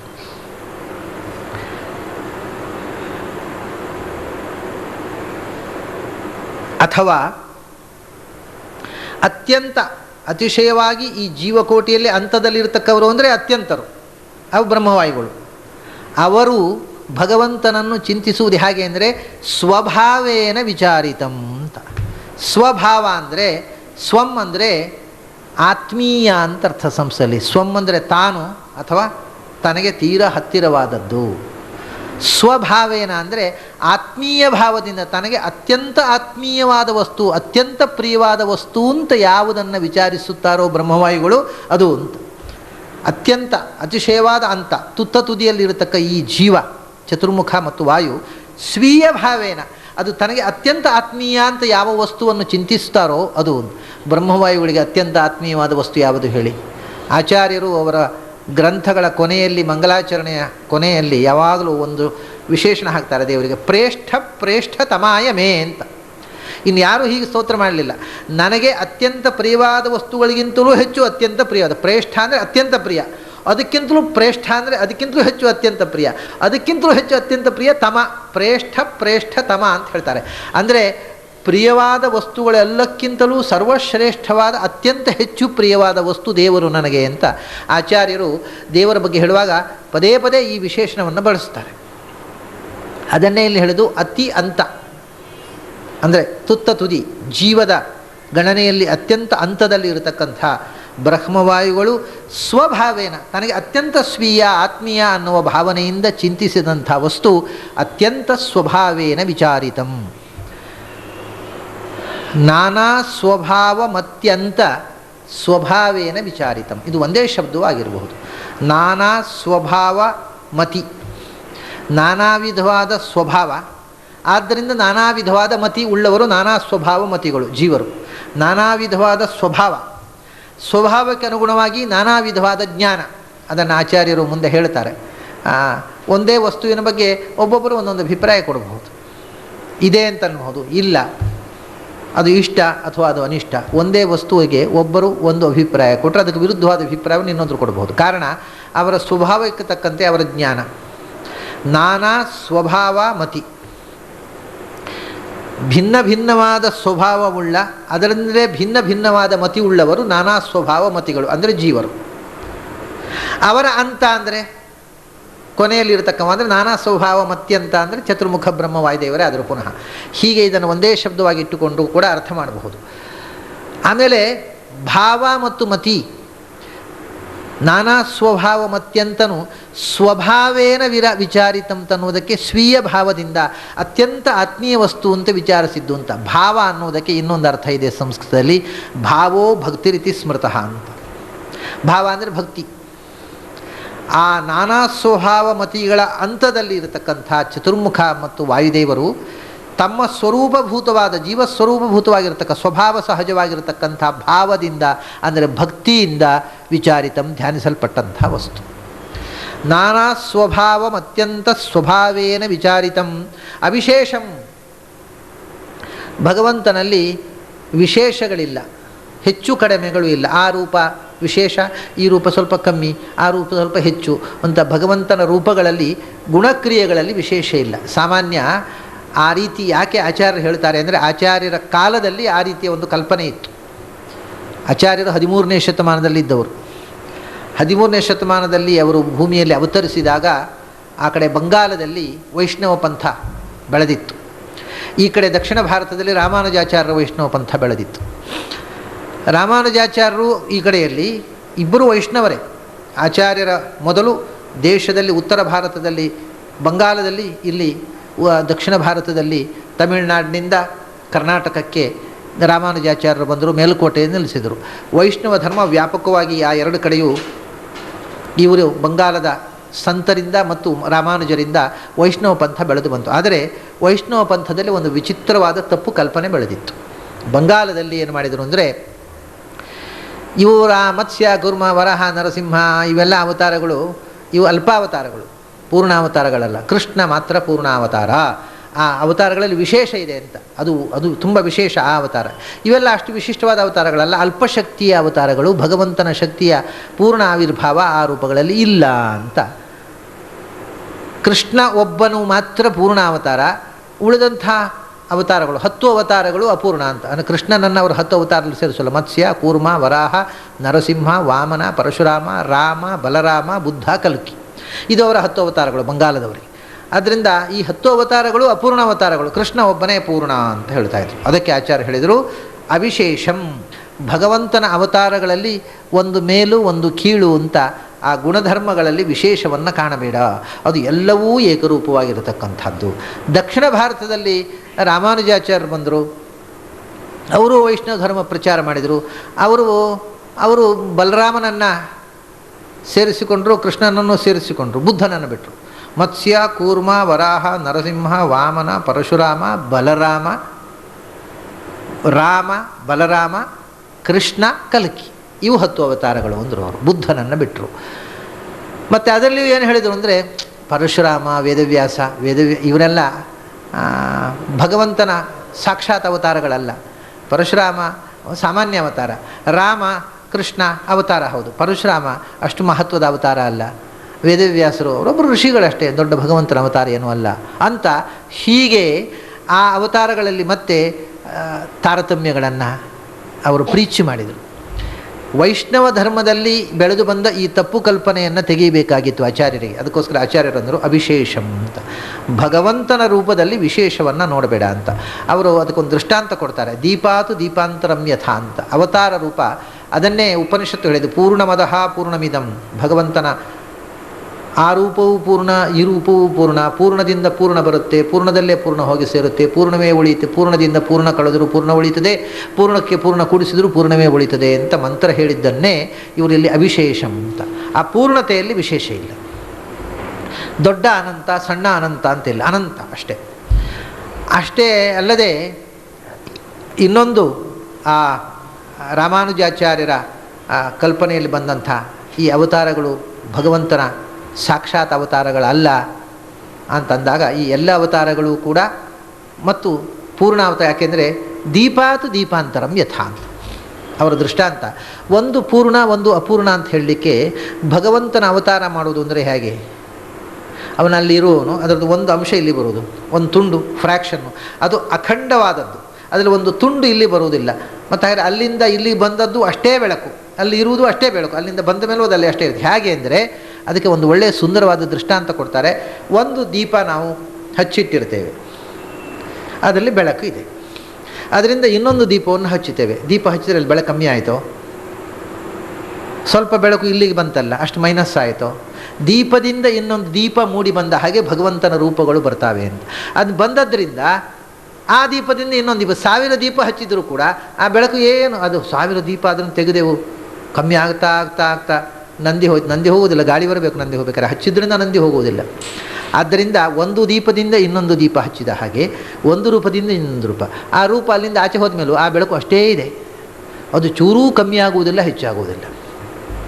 ಅದನ್ನು ತಿಳಿಸಬೇಕಾಗಿತ್ತು ಆಚಾರ್ಯರಿಗೆ. ಭಗವಂತನ ರೂಪದಲ್ಲಿ ಈ ವಿಶೇಷವನ್ನು ಕಾಣುವುದು, ಅದು ಸ್ವಲ್ಪ ಒಳ್ಳೆಯ ರೂಪ, ಅದು ಹೆಚ್ಚು ಶಕ್ತಿಶಾಲಿಯಾದ ರೂಪ, ಇದು ಸ್ವಲ್ಪ ಕಮ್ಮಿ ಶಕ್ತಿಯ ರೂಪ, ಅದು ಪೂರ್ಣ ರೂಪ, ಇದು ಅಪೂರ್ಣ ರೂಪ ಅಂತ ಭಗವಂತನಲ್ಲಿ ಎಂದೂ ಯೋಚನೆ ಮಾಡಬೇಡಿ.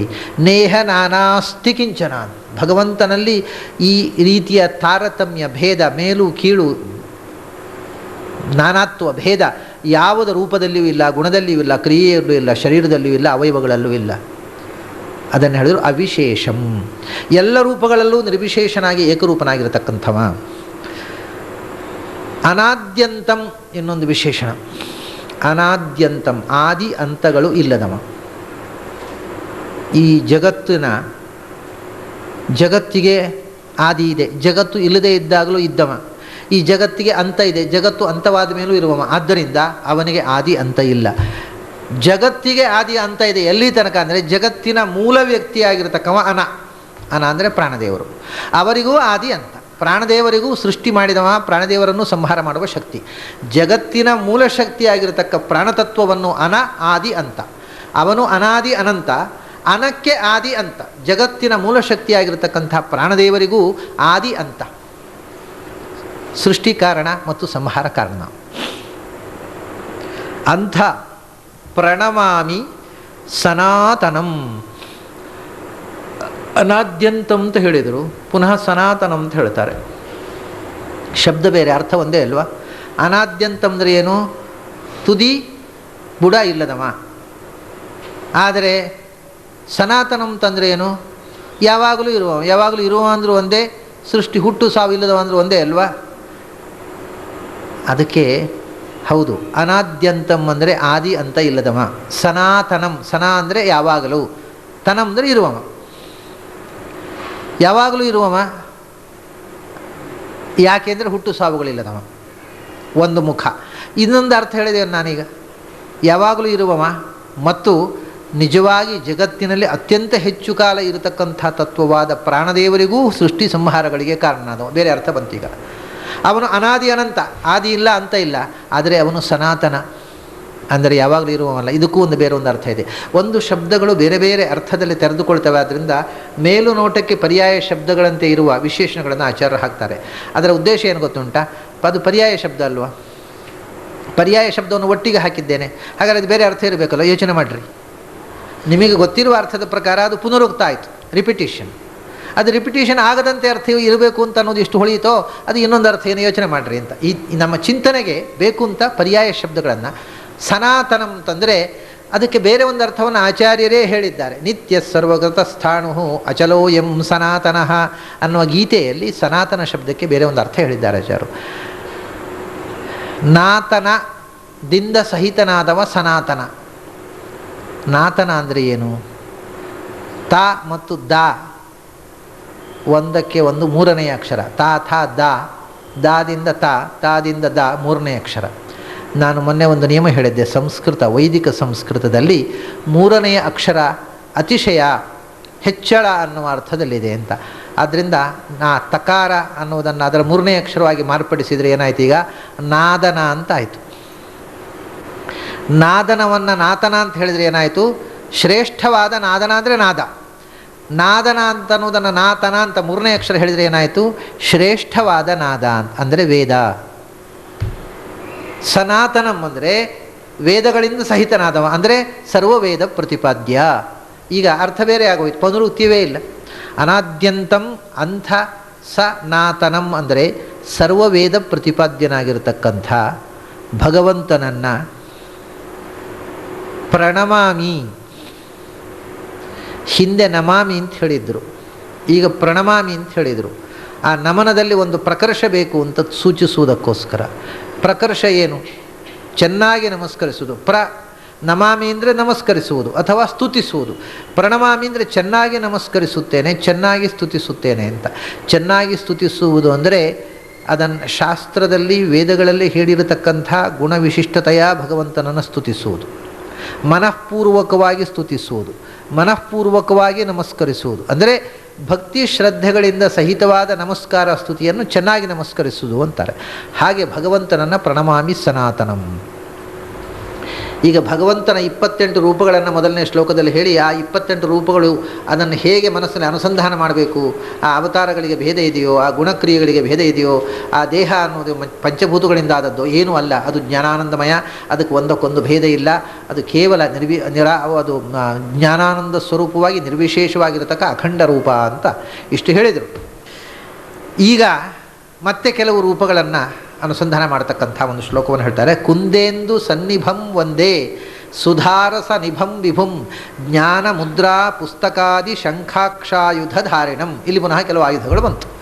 ಇದು ಇನ್ನೊಂದು ವಿಶಿಷ್ಟವಾದ, ಇಷ್ಟರವರೆಗೆ ಭಗವಂತನ ಎಲ್ಲ ರೂಪವನ್ನು ನಾವು ಹೇಗೆ ಧ್ಯಾನ ಮಾಡಬೇಕು, ಕಾಮನ್ ಫೀಚರ್ ಭಗವಂತನ ರೂಪಗಳ ಬಗ್ಗೆ ನಮಗೆ ಇರಬೇಕಾದ ಅನುಸಂಧಾನವನ್ನು ಹೇಳಿದರು.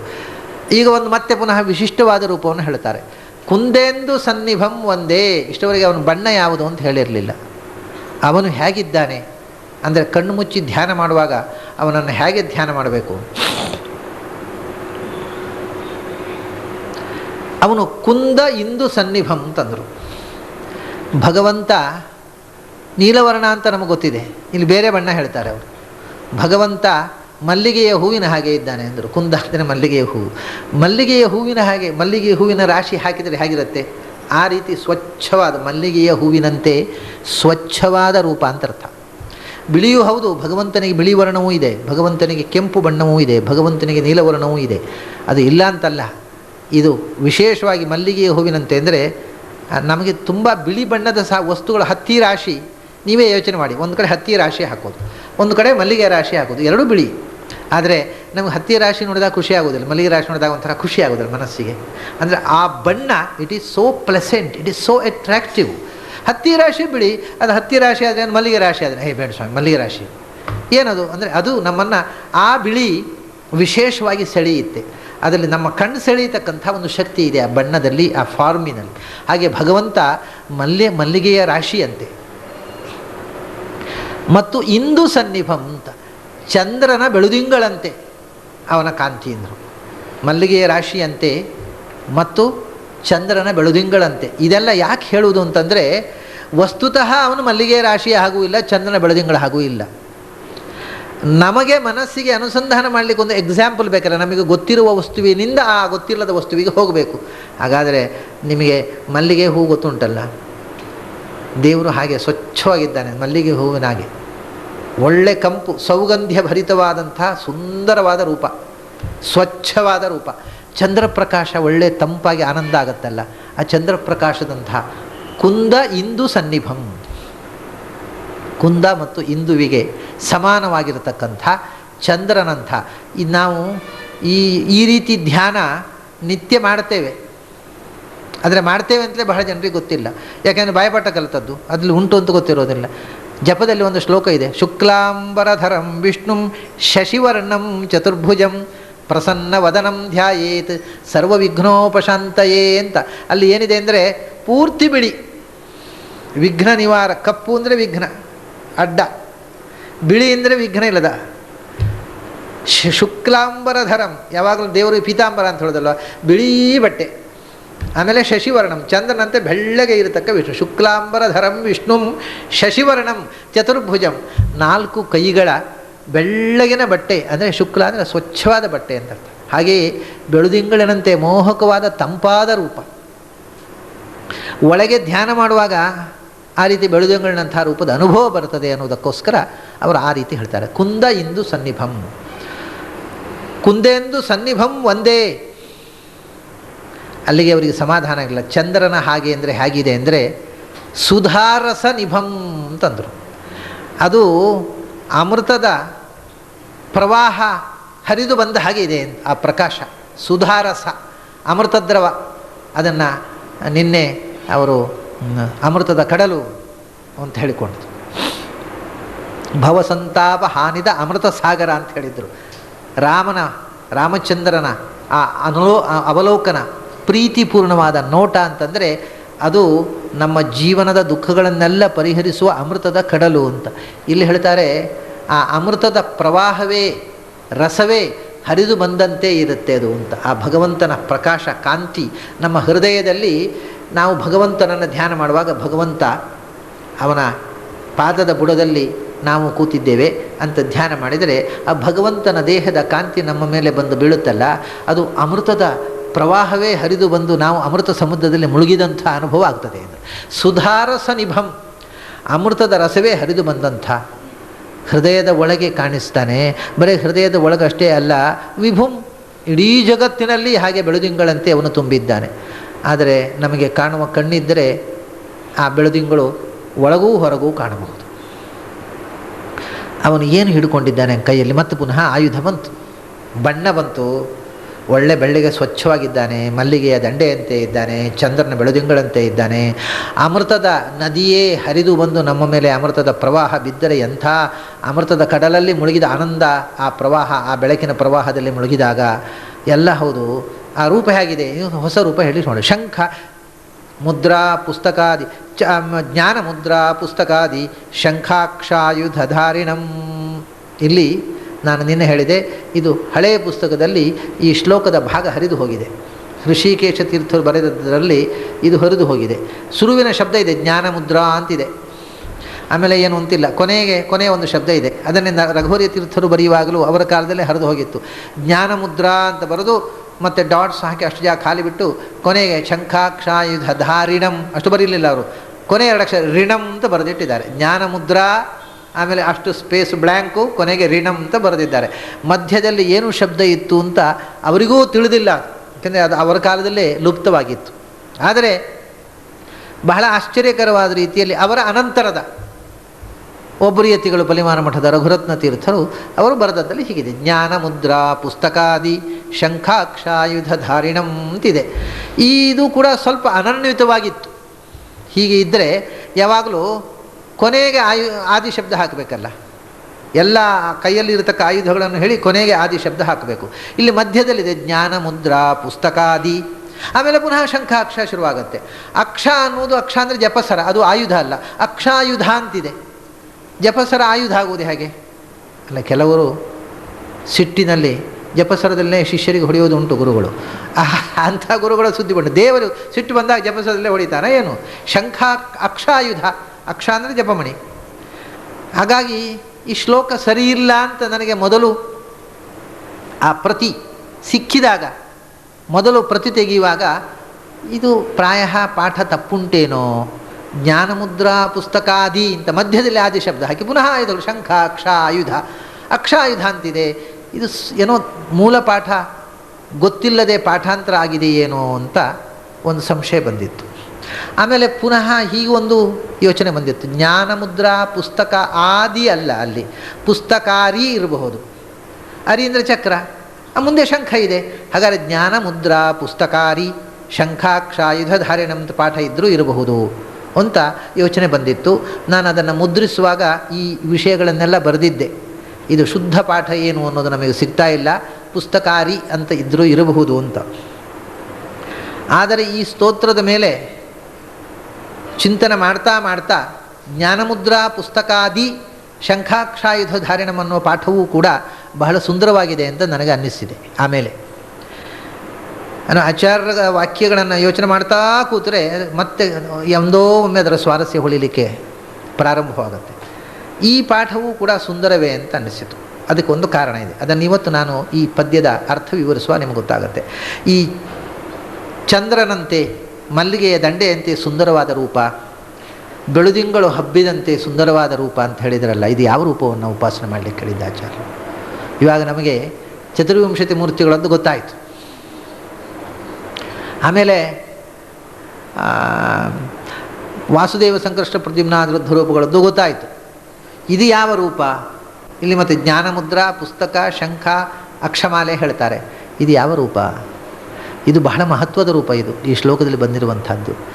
ವಿದ್ಯಾ ಉಪಾಸನೆ ಮಾಡುವವರಿಗೆ, ವಿದ್ಯೆಯ ಅಧ್ಯಾತ್ಮ ವಿದ್ಯೆಯಲ್ಲಿ ಸಾಧನೆ ಮಾಡುವವರಿಗೆ ಬಹಳ ಮಹತ್ವದ ಉಪಾಸನೆ ಇದು. ಇದು ಹಯಗ್ರೀವ ರೂಪದ ಉಪಾಸನೆ. ಜ್ಞಾನಮುದ್ರಾ, ಪುಸ್ತಕ, ಶಂಖ, ಅಕ್ಷ, ಇದು ಹಯಗ್ರೀವನ 4 ಕೈಗಳಲ್ಲಿರತಕ್ಕಂಥದ್ದು. ಜ್ಞಾನಮುದ್ರಾ, ಪುಸ್ತಕ, ಜಪಮಾಲೆ ಮತ್ತು ಶಂಖ. ಶಂಖಾಕ್ಷ, ಪುಸ್ತಕ, ಸುಬೋಧ ಇವು ಆಯುಧಗಳು. ಯುತ ಅಬ್ಜಹಸ್ತಂ ಅಂತ ಆಚಾರ್ಯರು ಹಯಗ್ರೀವ ರೂಪದ ಧ್ಯಾನವನ್ನು ಹೇಳುವಾಗ ಶಂಖ, ಅಕ್ಷ, ಪುಸ್ತಕ, ಸುಬೋಧ ಯುತ ಅಬ್ಜಬಾಹು, ಅವನ ಕಮಲದಂಥ ತಾವರೆಯಂಥ ಕೈಗಳಲ್ಲಿ ಶಂಖ, ಅಕ್ಷ, ಪುಸ್ತಕ ಮತ್ತು ಸುಬೋಧ. ಸುಬೋಧ ಅಂದರೆ ಜ್ಞಾನಮುದ್ರೆ. ಈ ನಾಲ್ಕು ಕೈಗಳಲ್ಲಿ ಅದನ್ನೇ ಇಲ್ಲಿ ಹೇಳಿದ್ದಾರೆ ನೋಡಿ. ಜ್ಞಾನಮುದ್ರಾ, ಸುಬೋಧ ಅಂದರೆ ಜ್ಞಾನಮುದ್ರೆ. ಅಂದರೆ ಅದಕ್ಕೆ ಜ್ಞಾನಮುದ್ರೆ ಅಥವಾ ತರ್ಕಮುದ್ರೆ ಅಂತ ಹೇಳ್ತಾರೆ ಶಾಸ್ತ್ರದಲ್ಲಿ. ಅದು ಬಲಗೈಯಲ್ಲೇ ಇರಬೇಕು ಅನ್ನೋ ನಿಯಮ ಇದೆ. ಜ್ಞಾನಮುದ್ರೆ, ಪುಸ್ತಕ ಮುದ್ರೆ, ಬಲಗೈಯಲ್ಲಿ ಜ್ಞಾನಮುದ್ರೆ, ಎಡಗೈಯಲ್ಲಿ ಪುಸ್ತಕ ಮುದ್ರೆ. ಅಥವಾ ಕೆಲವೊಮ್ಮೆ ಜ್ಞಾನಮುದ್ರೆ, ಅಭಯ ಮುದ್ರೆ. ಜ್ಞಾನಮುದ್ರೆ ವರದ ಮುದ್ರೆ. ಜ್ಞಾನಮುದ್ರ ಆವಾಗ ಇದನ್ನು ವರದ ಜ್ಞಾನಮುದ್ರೆಯೇ ಈ 2 ಬೆರಳುಗಳನ್ನು ಮಡಚಿ ಹಿಡಿದರೆ ಇದು ಜ್ಞಾನಮುದ್ರೆ. ಇದೆರಡನ್ನು ಹೀಗೆ ಹಿಡಿದು ಬಿಟ್ಟರೆ ಅಭಯ ಮುದ್ರೆ. ಅಭಯ ಮತ್ತು ವರ ಅಂದರೆ ಹೀಗೆ, ಇದು ಶ್ರೀನಿವಾಸ ಹಿಡ್ಕೊಂಡದ್ದು. ಇದು ಅಭಯ. ಎಡಗೈಯಲ್ಲಿ ಕೆಳಕ್ಕೆ ಕೈಯನ್ನು ಹಿಡಿದರೆ ಅದು ವರದ ಮುದ್ರೆ. ನಿನಗೆ ಅಭೀಷ್ಟವಾದ ವರಗಳನ್ನು ನಾನು ಕೊಡ್ತಾ ಇದ್ದೇನೆ, ತಗೋ ಅಂತ. ಇದು ಹೆದರಬೇಡ, ನಾನಿದ್ದೇನೆ ಅಂತ. ಇದು ಈ ಮುದ್ರೆಗೆ ಅರ್ಥ ಹಾಗೆ ಅಲ್ವ? ಯಾರಾದರೂ ನಾವು ದೊಡ್ಡವರು ಯಾರಾದರೂ ಹೆದರಬೇಡಪ್ಪ ಅಂತಾರೆ, ಅಂದರೆ ಇದು ನಾನು ನಿನಗೆ ಪ್ರೊಟೆಕ್ಷನ್ ಕೊಡ್ತೇನೆ ಅಂತ. ಇದರ ಈ ಸಿಂಬಲ್ನ ಅರ್ಥ ಅಭಯ, ನನ್ನ ರಕ್ಷೆ ಇದೆ, ಹೆದರಬೇಡ, ನಾನಿದ್ದೇನೆ ಅಂತ. ಇದು ಅಭಯ ಮುದ್ರೆ. ಹೀಗೆ ಹಿಡಿದರೆ ಬೇಕಾದ್ದುಂಟು, ನನ್ನ ಪಾದಮೂಲದಲ್ಲಿ ನೀನು ಬಂದು ಸೇರಿದ್ರೆ ನೀನು ಬೇಕಾದ್ದು ಕೊಡ್ತೇನೆ, ಏನು ಬೇಕೋ ತಗೋ ಅಂತ. ಸುರಿತಾ ಇದೆ ಕೆಳಗೆ, ಹೀಗೆ ಕೆಳಮುಖವಾಗಿ ಹೇಳ್ಕೊಂಡು ಹೋಗಿ ಅದನ್ನು ಮಡಚಿ ಹಿಡ್ಕೊಳ್ಳಿಲ್ಲ, ಬಿಚ್ಚಿದ್ದೇನೆ, ನನ್ನ ಕೈಯಿಂದ ಏನು ಬೇಕಾದ್ರೆ ತಗೋ ಅಂತ. ಇದು ವರದ ಮುದ್ರೆ, ಇದು ಅಭಯ ಮುದ್ರೆ. ಕೆಲವೊಮ್ಮೆ ಅಭಯ ಮುದ್ರೆಯನ್ನು ಎಡದಗೈಯಲ್ಲೂ ಕೂಡ ತೋರಿಸುವುದುಂಟು. ಆದರೆ ವರದ ಮುದ್ರೆ ಎಡದಗೈಯಲ್ಲೇ, ಜ್ಞಾನ ಮುದ್ರೆ ಬಲದಗೈಯಲ್ಲೇ. ಒಮ್ಮೊಮ್ಮೆ ಅಭಯ ಮುದ್ರೆಯು ಬಲದ ಕೈಯಲ್ಲೇ ಹೆಚ್ಚಾಗಿ, ಆದರೆ ಒಮ್ಮೊಮ್ಮೆ ಜ್ಞಾನ ಮತ್ತು ಅಭಯ ಬಂದಾಗ ಜ್ಞಾನ ಮುದ್ರೆಯನ್ನು ಎಡದ ಕೈಯಲ್ಲಿ ಹಿಡಿಯಲಿಕ್ಕಿಲ್ಲ. ಹೀಗೆ ಅಭಯ ಮುದ್ರೆ ಎಡಗೈಯಲ್ಲಿ ಅಭಯ ಮುದ್ರೆಯನ್ನು ಹಿಡಿಯುವಂಥದ್ದು ಉಂಟು. ನೀವು ಉಡುಪಿಗೆ ಹೋದರೆ ಈ ಮೊದಲು